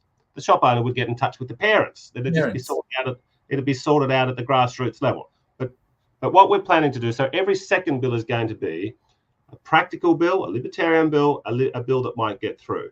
Now, then the other bills that we will be proposing, which we did one earlier this year, on a free speech amendment to the New South Wales Constitution. Now, we knew that was never going to get through, but it gave us 20 minutes in Parliament to say why it should get through. It gave us an opportunity to speak about why free speech is such an important thing and why the American founding fathers put it in as their First Amendment. So and then some people voted for that bill. We had the guy from the Cannabis Party voted in favour of it. One Nation voted in favour of it. The Shooters Party voted in favour of it. Half of the Liberal Party was split on it. They, in the end, decided not to vote in favour of it, but we got them thinking about it. Okay, and I said, well, it's been unsuccessful today. It's not the end. It's just the beginning. We're going to try again in a couple of more years. So the scary part, John, is that you have to put a motion in a bill in place for freedom of speech, because we all thought we had that, but obviously we don't. Well, it's just getting a port. Oh, can I put in a plug? I do have to go in a few moments, gentlemen, minutes, but on the 29th of, it's the 28th. It is the 28th. Thank you, Rob. Saturday, the 28th, two Saturdays from now, 11:30 a.m. at Speaker's Corner in the Domain. We're having a big anti-disinformation, misinformation rally. Craig Kelly and myself and Rob and others are organising it. It's just we think there's going to be a pretty decent turnout there, and we just want to send a message to the government, the federal government, that this is an absolutely appalling piece of legislation. Now, we need to be careful because this is really finely balanced. If this law gets through, they might try and shut down commanding the narrative before you know it. Okay, so it's a serious situation. Shut down my Twitter account, etc. Now, how it is, it's probably going to be Labor supporting it. It's going to get through the House of Representatives, then it's going to come up to the Senate. Now, I heard the opposition spokesman, David Coleman, today on Sky News. He all but said the Liberal Party is going to oppose it. Terrific. Thank you, Liberal Party. We'll let bygones be bygones about where this came from, because now is an important moment for our whole nation. This is not so much, we're not trying to be politically point scoring here. We want to stop the frigging bill. Yeah. Now it's going to cut. If the Liberals and the coalition oppose it in the upper house, well, the One Nation people will. Pauline and Senator Roberts, terrific Senator Roberts, and Mr. Babette, Mr. Rennick will oppose it. A couple of other good people in there, but then there's still going to be Rob Cribb put a tweet out about this the other day, which is worth looking at on his Libertarian Twitter account. He said there's 4 independent senators who are going to make this decision: Jackie Lambie, Senator Payman, who left the Labor Party recently. Who else we got there? Oh, Lydia Thorpe. Okay, and the Jackie Lambie. And David Pocock. Yeah. Okay. Now, all 4 of those people are left-leaning, but we don't want to put them off. We'd like to sort of try to politely communicate to them that this is not a good thing, and we would hope they vote against it. So we want this to be a very respectful rally, and we want to try and stop the bill. If we get a big turnout, then the bigger the turnout, the more likelihood we will actually stop the bill. Yeah. Well, I know you guys have got to go. I've got one final question, but I think you guys will be able to answer this very, very quickly. Living Down Under asks a question to the Libertarians. Did you support the mandated vaccines during COVID, and would you do it again? And do you believe there should be a formal inquiry into the handling, mismanagement of the pandemic? So we certainly didn't support mandated vaccines, and we certainly do support an inquiry. That's a lot of our party members joined because of that reason. One of them was John. So easy answers to that one, yes. Well, look, in the middle of the vaccine hysteria, I wrote an article for Spectator called "Why I Won't Take the COVID Vaccine," and I would encourage the answer of that question to have a read of that article, because that's certainly where I stand. I mean, it was. Look, I will say this in defense of libertarians all around the world, okay? Libertarians immediately said this is crap when COVID came along. We were the only people on the political spectrum in the early days. Other good people joined us later down the track. Some people took a year and a half to get there, like Senator Rennick, but they were very welcome when they come here. Karen Phelps, she was a COVID vaccine enforcer, Stasi, East German style, saying people like me should be deprived hospital care because they haven't taken the stupid vax. Well, guess what? She's defected to us now. She's worried about not long COVID, long vax. So we welcome all defectors. We welcome all defectors. But in Australia, in America, in England, all around the world, when the whole world lost its nuts and is going mad about buying stupid toilet paper and everything else, there was one little persecuted fringe minority out there that said, oh, well, this is the government out of control and this is really, really dangerous. Well, look, I know you guys have got to go. What I do want to say is, I think some people fall into the trap that I'm anti-libertarian. As I said, I agree with 80% of what you guys stand for. It's just that final 10 or 20% that I have problems with. But look, thank you guys for coming on and helping to explain it a little bit better. And also thank you to all the former libertarians that have also done the same in the past. I will say this, no other party would do it. No other party would walk into the fire and try and defend themselves. So good on you guys. I know you're working hard and setting up branches and everything like that. And we will have to agree to disagree on some of the issues, which is fine. I mean, that's the system of government that we should live in, and we shouldn't be having misinformation, disinformation legislation to silence the opposition. We should be having these discussions openly, and that's what the parliament should be for. So hats off to you both, John and Rob. Thank you very much. Well, gentlemen, really enjoyed it. We like talking about ideas. Politics is meant to be about ideas, and this was a free and fair hearing, and we really appreciate your curiosity and your good questions. Yes, well, so libertarians are always very happy to talk about libertarianism. So thank you for having us on. Very good. Awesome. Okay, we'll let you both go. Adam and I are going to stick around. A lot of people in the chat want to talk about the local government elections. The Libertarians had a very good result, so we'll discuss that too. And thank you, John, and thank you, Rob. Thanks, John. Mate. That was very good. I think that was one of the best interviews we've had as far as explaining and Libertarians. It was very poignant and very straight shooting. So I do appreciate those guys coming on and doing that for us. Now, Adam, bear with me. I'm going to try and find the co-hosts that I've lost. So I could see him in the background, I could see him in the reflection in the windows. Okay. Maybe give your thoughts about libertarianism for just a moment. Maybe just let the audience know, what you thought of that discussion, and also maybe how they can support you going forward. As we said, the strong likelihood is that you are going to be a councillor for Campbelltown. Now, that doesn't mean everyone can just pack up and not get involved. You're still going to need people to get involved and support you and help you out where they can. I know you have a Facebook page and also an X. Just let everyone know about that. And while I go and grab these two people. Okay, viewers. Well, that was the Libertarian wrap up, I guess. As I said, I am a Libertarian friendly person.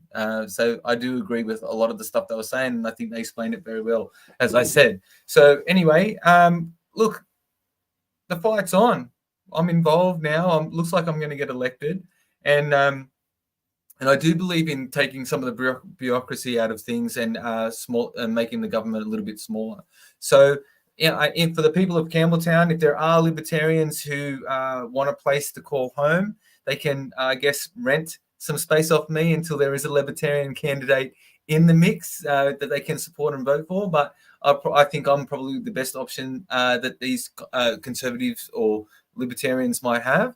As I said, I'm friendly with Gemma and John and Rob and Victor and all the guys that were involved. So jump on board over to Campbelltown if you're in Campbelltown, and make sure you keep me in contact. I'll have my Facebook page, which is Adam Zahra Independent at the moment for Campbelltown. It might be changed to Adam Zahra Councillor for Campbelltown. But obviously I'll be working very hard and on the ground, getting my name out there and building up my brand. So especially once elected, and moving forward, we'll be doing some monthly meetings, maybe bi-monthly meetings, just depending on things like that. And you're all welcome to come along and join the Adam Zahra freight train that's going to come through and try to shake up Campbelltown,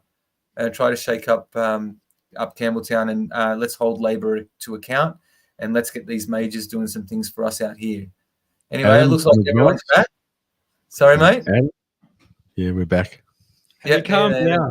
I'm trying to conduct a professional podcast here. I've got you bloody making noise and moving the table. You could have knocked the camera over. I've got you almost having a hissy fit. I couldn't even concentrate. I'm trying to listen to John, and I'm going to have to listen to that back to hear what they said. I think we have to cancel it.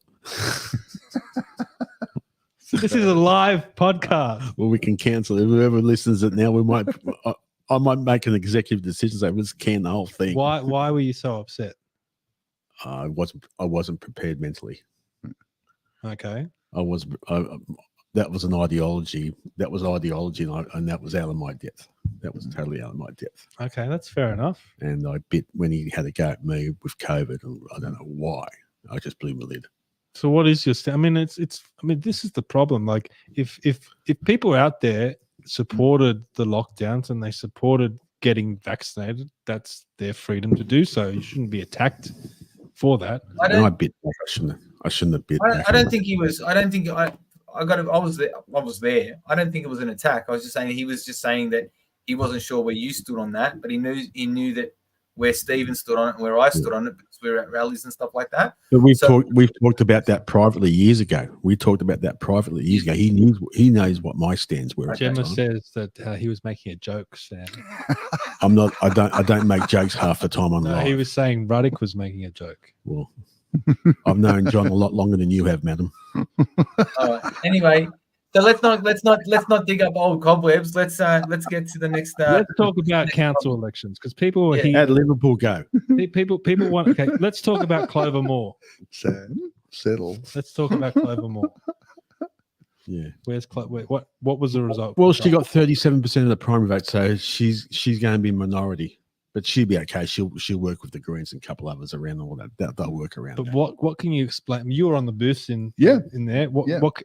What was the reason? She's like a cult leader. The people that support her are in a trance. I kid you not. It's like being there is like being in a different country. You know, I mean, it's a bubble within a bubble. The whole of the eastern suburbs is a bubble. But why did and Potts Point is an especially small bubble? Why did her vote slip? Because some people are waking up and thinking maybe she isn't, you know, this goddess that's descended from heaven that's going to lead them to this new nirvana. Maybe with bike lanes. She's been there. She's been there a long time. I think she's been there a long time. I think maybe. And actually, the bloke from the Herald got it right a week ago. He said that there'll be a swing against him, and he probably lives near the city. Yeah, I think her core constituency are the ones on the eastern side of Moore Park, of Hyde Park. Yeah, Sydney, Surrey Hills, Kings Cross. The rich entitled elitists. The eastern the side. Privileged few. And what happened? But what it also gets, and she does this. She's done this for 15 years. If you're a pensioner, I know a pensioner lives in Glebe. He doesn't pay rates.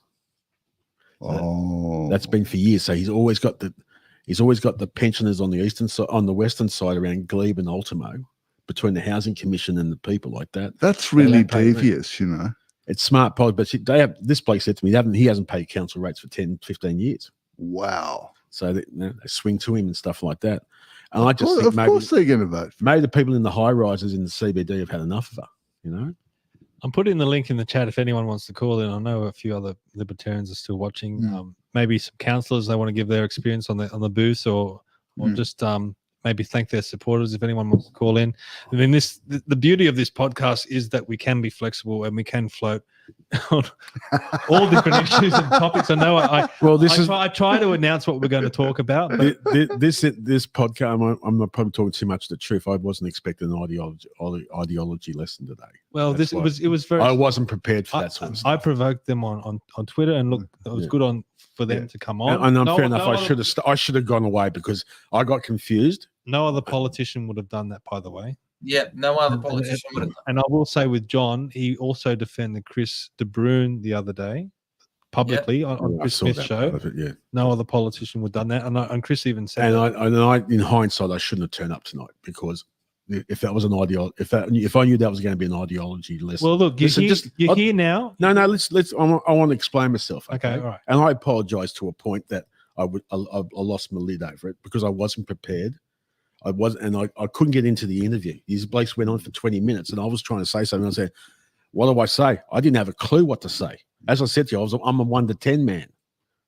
I'm a rank and file person. And as I said to you, okay, just listen up. I want to say my bit. Okay, everyone else has talked for the last hour. I've said absolutely nothing. Okay, so I might as well put my 2 bobs worth in now.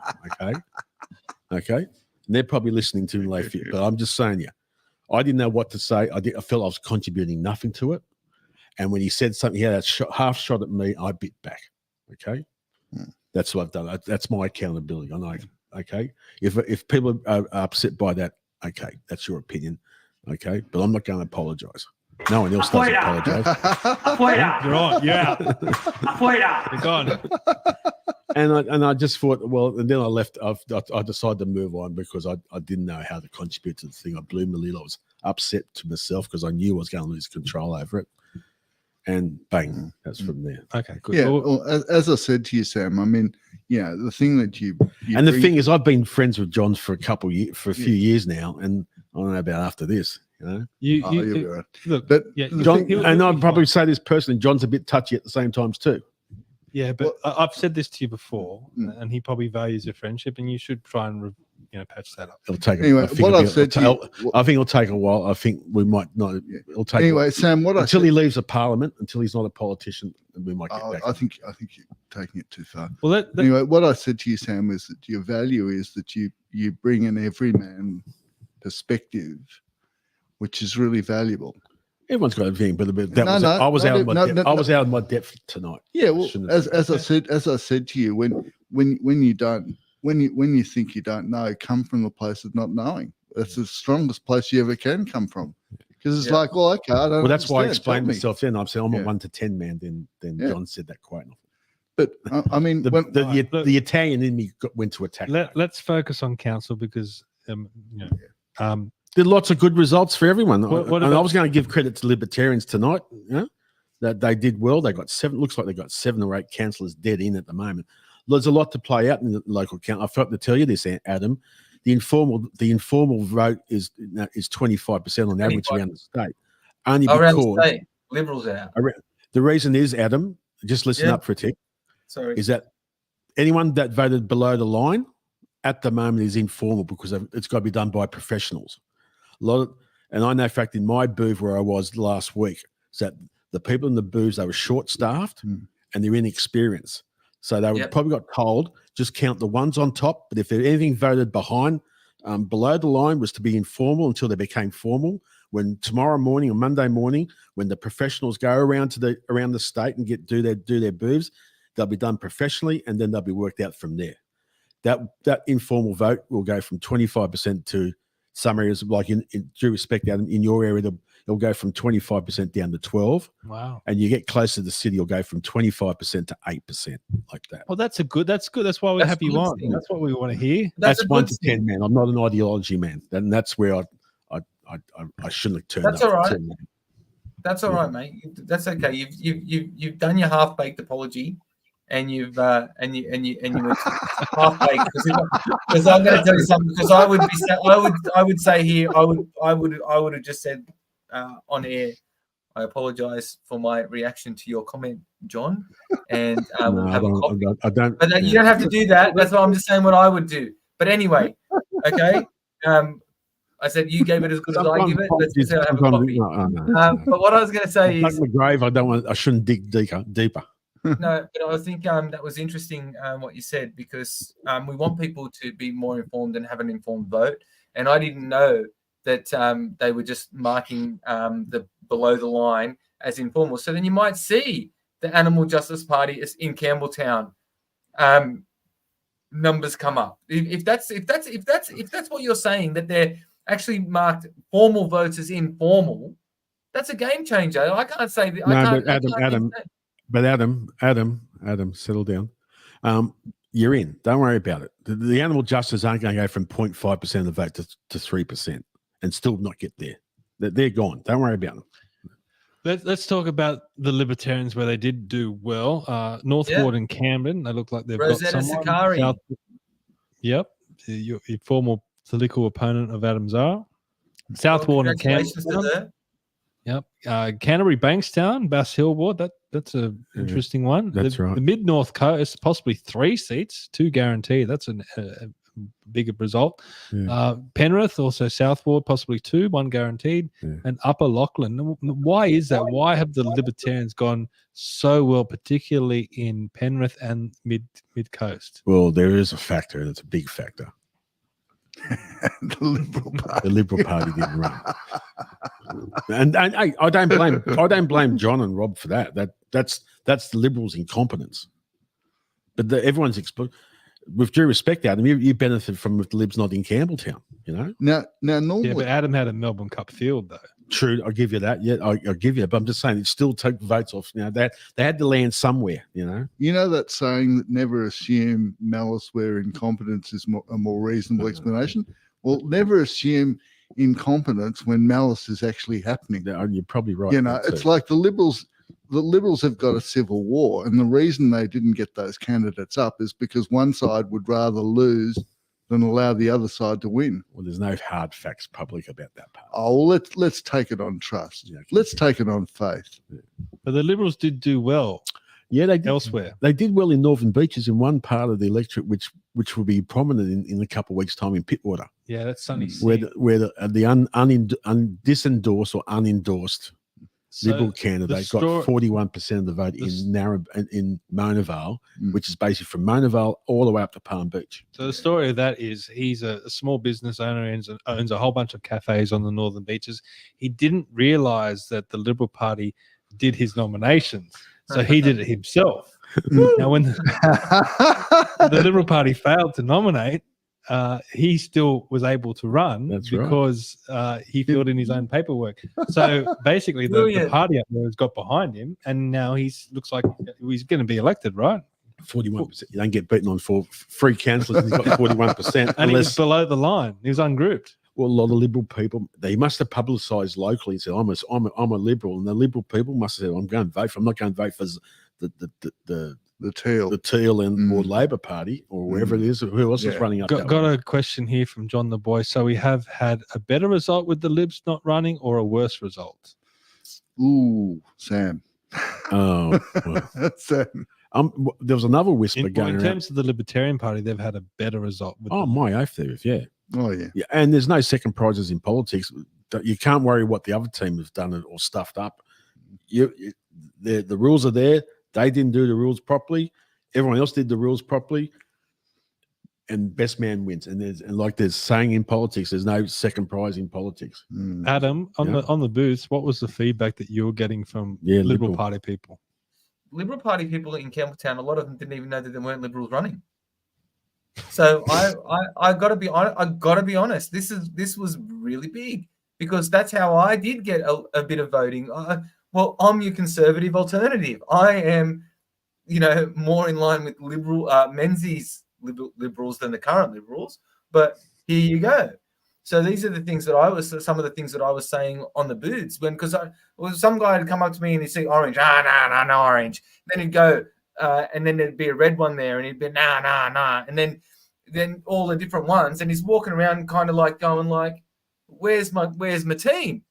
And then I would just slide on up and just say, hey, sorry, there's no Liberals, and I'm your Liberal alternative, and okay then, and he would just go, oh, thanks. Or why aren't they running? I said, because they fumbled. Simple as that. So, it doesn't matter about what we might think and what we know and what we've heard about inside politics and all that stuff. But to the people, they fumbled. They failed to nominate. So that's all you say. They fumbled. I'm your alternative. And I think it might take the Liberal Party 10 years to come back into where they are before today. Because Adam, your job now. Your job is you're in. But you got to work harder now. Yeah, because I have to. You've got a free kick. You've got a free kick now. Your job is to sell get some results. I'm hoping, and you got to learn how politics works locally. That'll take a year. That'll take you a year. I'm hoping that one or two people that you've been advised by the last couple of years come and ring you the next couple of weeks. Has anyone rung you so far? Nope. Okay. I'll talk to you privately. I said in the beginning, he never gets that. He does it on his own. That won't help. Don't worry, man. You'll have to learn procedures. You'll have to learn procedures and be, and earn a bit of respect and all that sort of stuff. I'm luckily enough that I've got an ex-Campbelltown mayor who's been supporting me, and I've got and we know, remember Colin Grigg? So he's wonderful man, and he rang me tonight. No one the parties rang me, but I've had people ring me, and with support and stuff like that. So I have a good network. Anyone in Macquarie Street? Anyone in Macquarie Street? That I don't know. I tell you what. I tell you who I've spoken to the most from Macquarie Street. And he was just on here recently, and you and him had a tiff on air. Okay. So that's a person probably I speak to the most from Macquarie Street.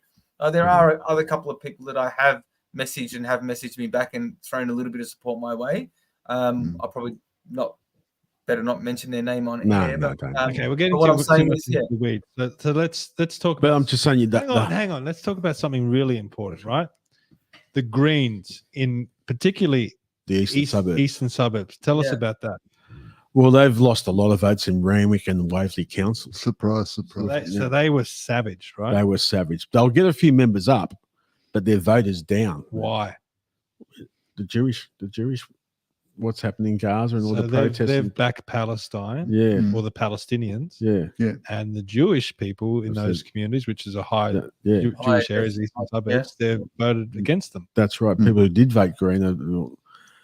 But I'm surprised in Randwick, down the southern part of the mountain, that goes down to Maroubra and stuff like that. Yeah, and I'm surprised it's gone. Yeah, but there's some big Jewish areas. Fair enough. In Randwick Council. Yeah, that's right. Yeah. You'll find that the highest numbers in Waverley and then Randwick. And then probably Willara. But that's been it's a big drop off. That's a bit of a wake up call from and the Inner West Council. They didn't win in. They expected to take over from Labor, but they didn't. See, this is how stupid the Greens are. They're currying favour with the Muslim vote, and they've lost the Jewish vote, which is not only quite numerically significant to them, but they also get a lot of funding from rich, entitled, elitist, privileged lefties, like. The Teals get huge funding from Melbourne Jews. Yeah, but that's a bit of a wake up call. But they'll cop it sweet. They'll be saying, okay, we've lost a Jewish vote, but we can think this will mean ruthless politics. And they play a ruthless game. They think, well, we lost a Jewish vote, but we can get it back on the Muslim vote. Well, but the thing is, the Muslims hate them. I accept that, but I'm just saying they think maybe longer term they can win more votes. See, this is a big deal, even though this even though this war is happening on the other side of the world, it's playing out here politically. So the Greens are getting savaged by Jewish voters. The flip side is Labor is getting savaged by Muslim voters, and they're going to these Muslim only parties. But I think deep down, Labor will still win those seats out in the western suburbs because Liberals won't. Liberals will vote.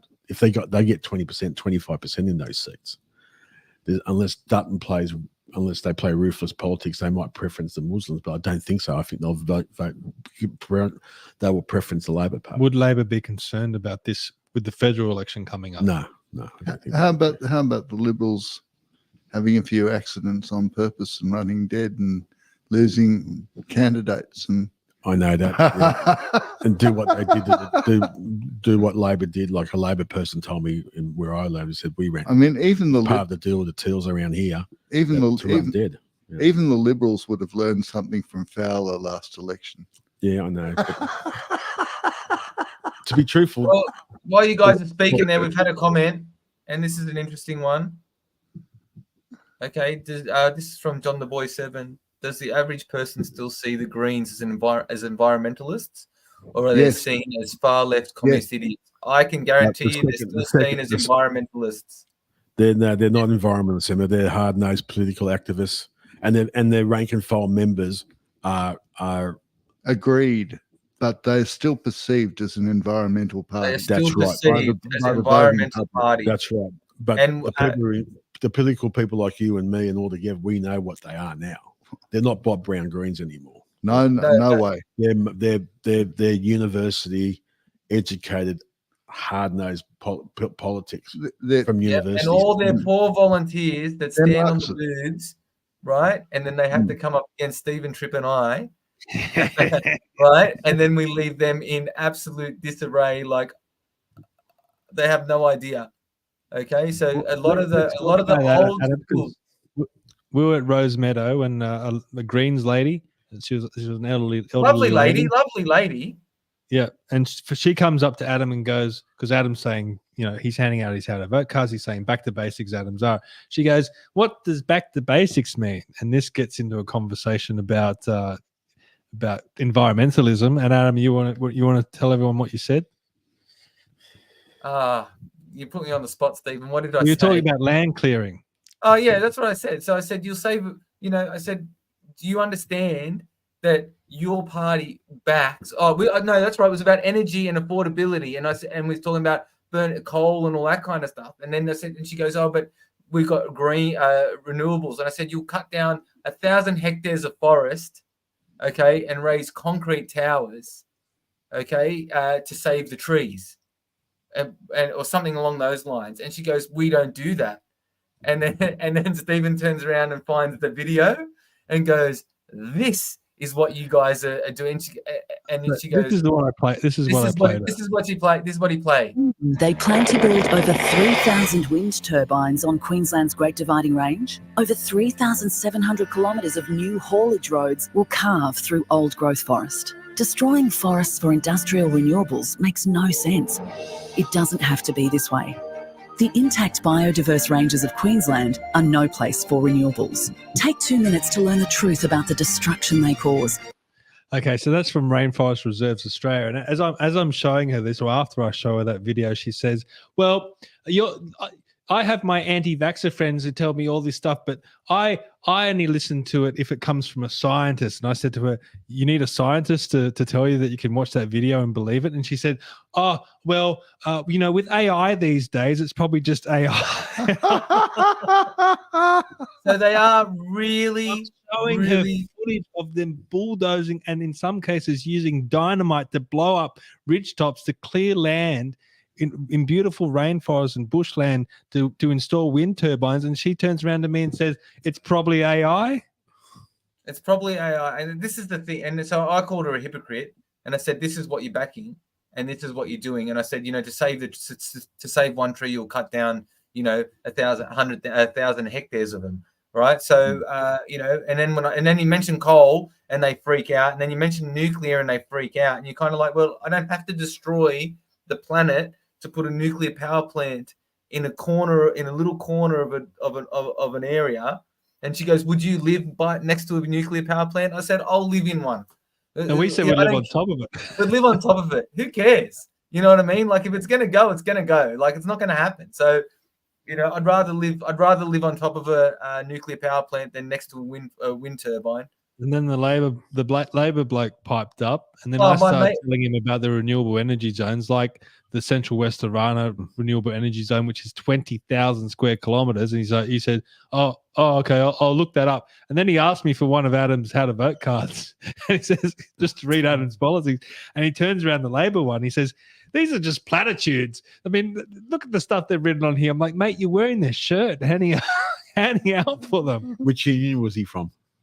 Which union? I didn't ask him which union he was from, but look, at least he had an open mind, and I don't know if he went away and researched it. Hopefully, he does. If he does, because I'll tell you, Stephen, if he comes and volunteers for me next time, because he's been a Labor guy forever, and they do not realise that what they're voting for. These people are unaware that the parties have changed from their original ideologies.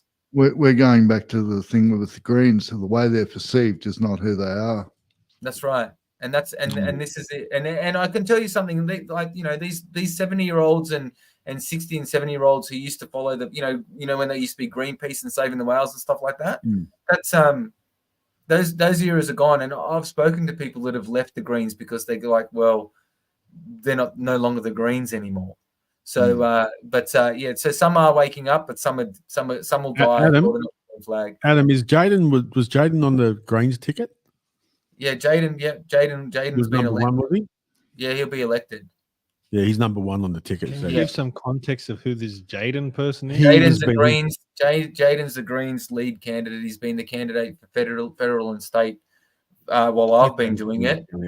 So Adam and I are talking about our experiences. You guys were on the booths basically the whole week. Do you have any experiences from the booths? Well, I was in the teal area, and the teals will get a couple of councillors where I am, and they campaigned exactly the way when we were in Warringah, how they were disciplined, militant, never smiled, professional activists. There wasn't a lot of them, but they knew what they were doing. They did tactics where they were solid. They targeted a certain person, and they stayed on that. They were so disciplined, and all the theories have all come through, and they've targeted certain people, and they got them. Yeah. What about you, Richard? I was at Potts Point, which is in the Sydney LGA. So the thing I would say is that the people there are completely untouched by the recession. Everyone is dressed well. They're spending huge money in restaurants, cafes. They're all full. Everyone's out and about doing their things. They're having a great time. And the only people you see that aren't like that are the people in social housing, and they stick out. I'm not even going to say how mujust they stick out. They're just obvious. What? They're sticking out like dog's balls. Well, it's just one of the program I was behind the hinge like I've been all the last 2 hours. They do. I wish we can cancel this program. This one. Can we cancel this one, please? No. It's live. It's great. Well, there's only about 30 people watching it, or 50 people watching it. I don't know. Can we just cut it out? No, mate. It's on the interwebs. You can't get rid of it. That's it. It's here. For the record. Any final comments about local government elections? Anything that stood out? Oh, there was winners and losers. The probably biggest winners are the Libertarians. Yeah. In that way, they've got a foot on the move. Can they work hard enough to What about maintain the elections? They didn't do so well. They didn't do so well in the city of Sydney, where were you? No, they didn't do so well in Liverpool. in the Shire? The Shire. Well, yeah, the Shire. Yeah. Yeah. Where did they go? And Sorry, some how other did countries. they go in Liverpool? Well, I think they went terrible. Yeah, but in both instances with Liverpool and Sydney, they were campaigning against larger than life figures. Like Clover's like a cult leader. Yeah, I give you know, and Ned Mamoon's got his support as well. Yeah, but the difference is in Liverpool there are wards. Yeah, all right. When in Sydney, it was a popular vote. Yeah, it's a popular vote. Plus, Clover did one of her real dirty tricks, because the AEC always asked the mayor, how many pre-polls do you want? And last time there were 5 and this time there were 9, which she could handle because she had unlimited manpower. Yeah, that's right. And everyone else was stretched. Well, the council I was in, there was only one pre-polling booth. Yeah. Sam, John the Boy says he's going to save this stream to a floppy disk. A floppy disk were in 1996. It's going to live forever. Live forever. Okay, we've gone 2 hours. You guys happy to go a little bit longer? Okay, keep going. I'll keep going. We've got a few other issues. Really? Can I go to bed? We can let you go if you want, Adam. Right. Well, I am going to go because I'm stinging well for done, a Adam. Thank you so much. Well done, mate. Well, Adam, can I ring you during the week? Yeah, you can ring me during the week, but you're not going to. But we won't talk about ideology because I don't want to be on the end of that. Well, as you say to the public, I'm a 1 to 10 man. Yeah, 1 to 10 man. All right. So wait a minute. Gemma's just made a comment here. Well, excuse me. Well, excuse me, but you're still being counted, and we are up against Ned, who has a hold on certain population here, and some rich guy who spent more money than Ned. Was that accurate? Or excuse me, madam. There's an old saying: "The trend is not your friend." I don't feel that's accurate. That is an accurate representation of Gemma. But people have decided. Stephen, I'll let her deal with you herself. Yeah, I'm gonna be honest. People should have voted for Gemma because I don't want to be on the back end of that either. Because gee whiz. Yeah, exactly. It's like the point is, it's not someone you want to take on. Gemma's in the wrong party. That's the problem. I don't agree. There's another saying in politics. It's called candidate's disease. No, Gemma's welcome. Gemma and even Victor. Look, guys, we'll work together somehow. We'll work together. So even if I wanted to have. I'm so happy that I've got Rosetta now is in Camden. She's a good lady. She's a good lady, strong lady. Yeah. Chances are I'll be in Campbelltown. So what happens is, if we had the north, like Liverpool side, maybe between us we could, get some stuff done or something. There's a lot of things that everyone stays in their own dunghole. Sorry? Everyone stays in their own dunghole. You don't talk to other councillors and stuff like that. No, because apparently that's not true. Because what happens is you have the state councillors meetings and stuff like that you go to. So what happens is you all meet. The mayor does, not you. The mayor does, not you. No, all of us. councillors No, the do as mayor well. generally represents each one of the council state meetings. No, apparently there's councillor ones too that we all jump together and we all can communicate because we all have to work. How about this, Richard? Gemma says, "I have lots of time for you, Adam. Stephen has just lost me."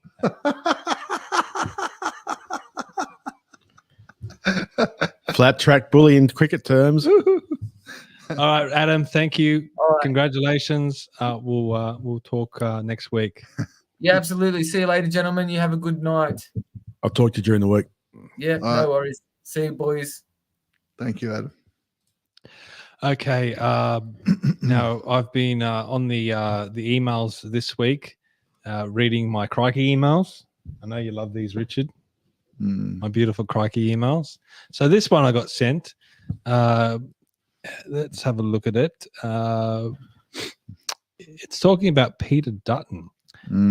Okay, and it says, "Say what you will about Peter Dutton," writes Celeste Little. "The bloke is consistent."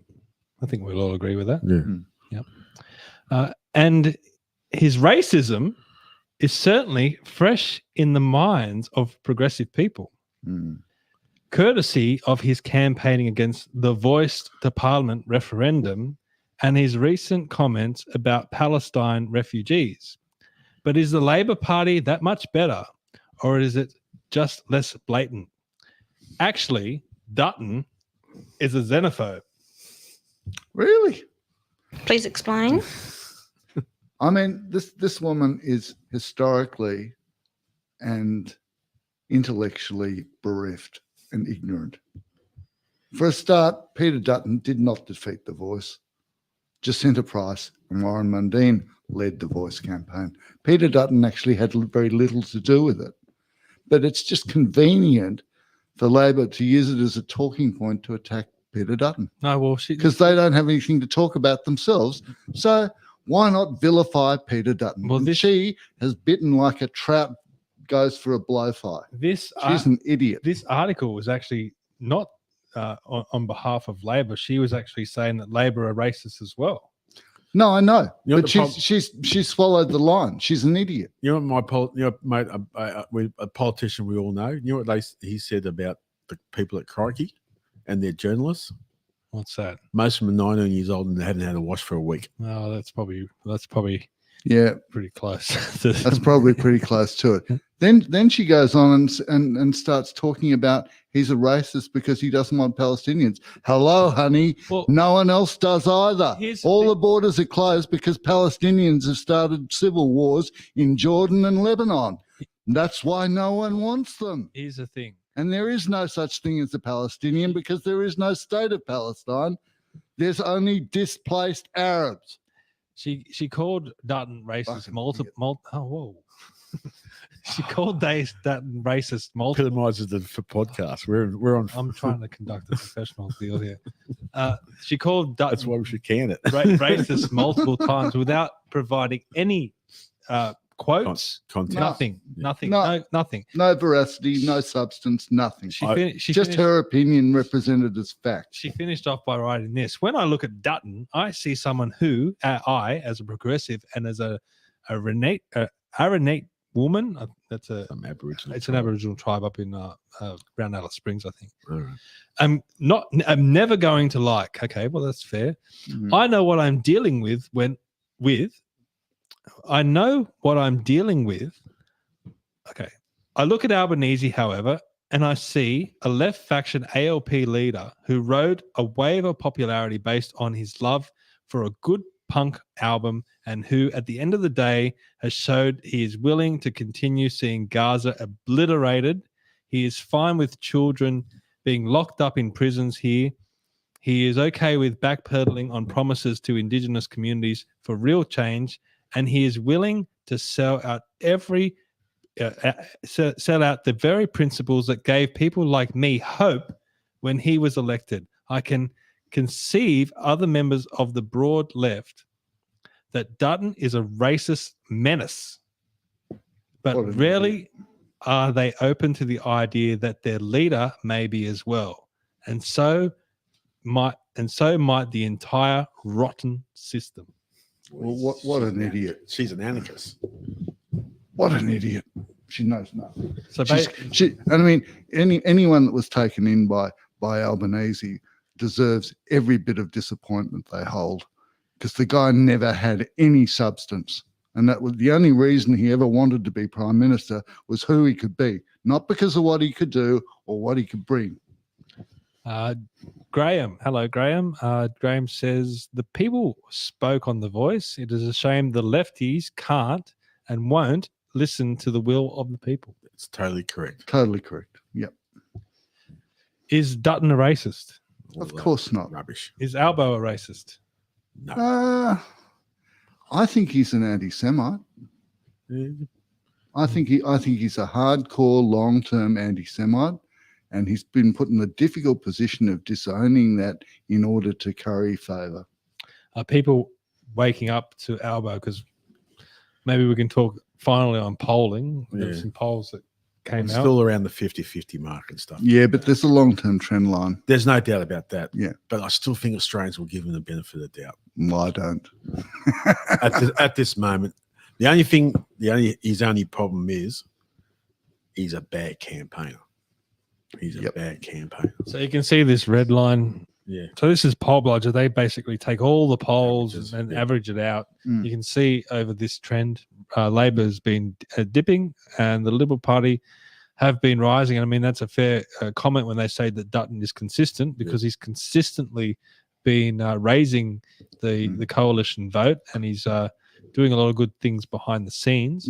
We just had the federal intervention into the New South Wales branch too, which we haven't even had a chance to talk about. Well, that's a good thing. But we've got Labor currently on 31.6% on average. But they can still win government with that. I mean, isn't that? Well, that's Green's preference discipline. Well, we're still 9 months out. You know. Yeah. I'll be shaving off my campaign beard very shortly, because I won't need it until May. I was talking to a Labor person in my area, and we were talking about when's he going to call an election. And he's a convener around in my area. He said to me, he'll know when there's an election coming. He'll get a phone call from someone from Sussex Street to find the local, get ready to find a local candidate. And generally it'll be 2 weeks out before he announces it. Okay. Okay. He thinks they'll go in early May. Early May, he told me. Yeah. Early May. But he's taking the punt because Easter's early this year and the Anzac Day. That's the only problem when you go early May. Can't get momentum. Yeah, because those everyone's away, everyone's not focused on the campaign. Right, that might be good for Albo though. What can he say to win people over? I know he'll promise the world, because that's what Labor normally do.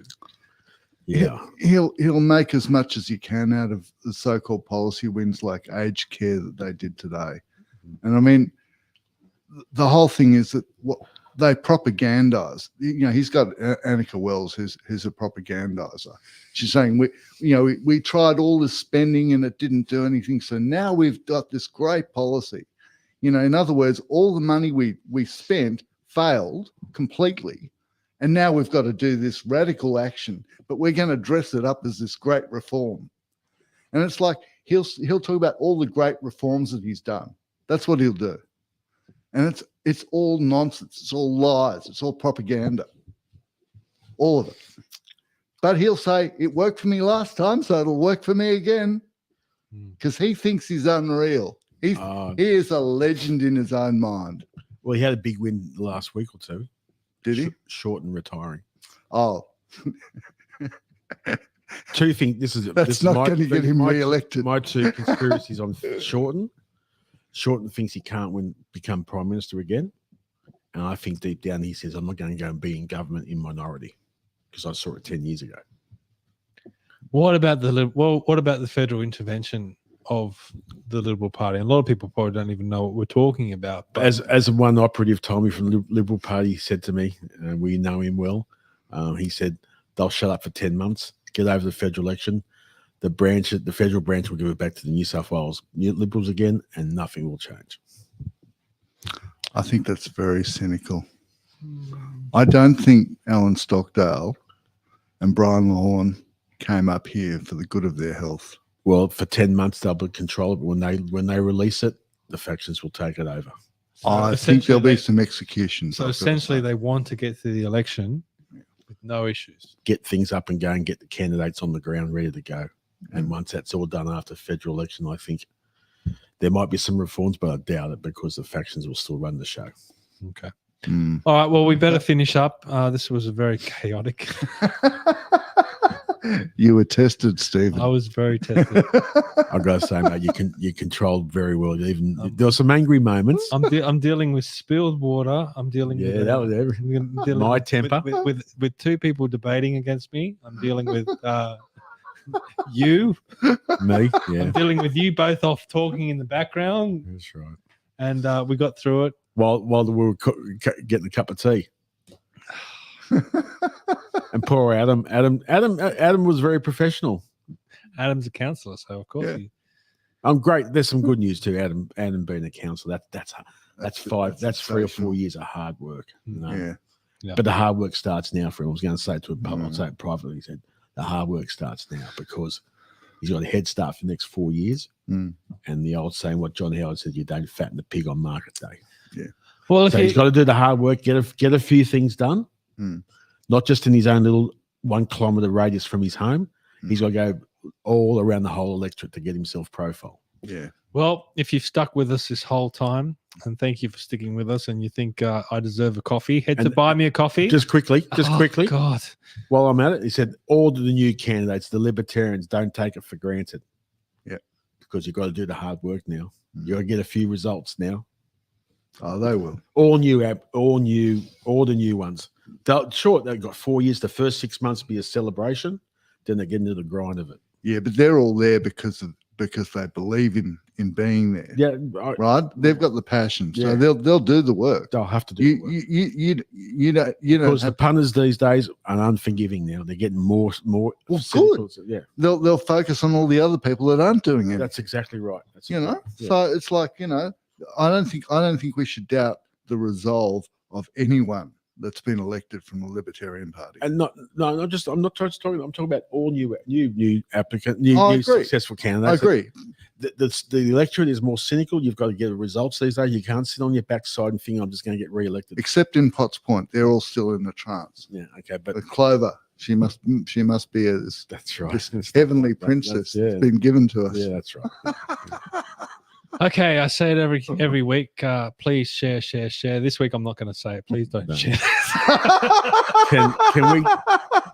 I wish I could make an executive decision. Can we just cancel this whole show? If you saw it live, you've got the privilege of it, but I wish we could wipe this out ASAP. Thank you, everyone. Thank you, everyone, for watching. Thank you for putting up with me. Sam's going to go call John Ruddick now. I don't think so. See you all next time. Yeah.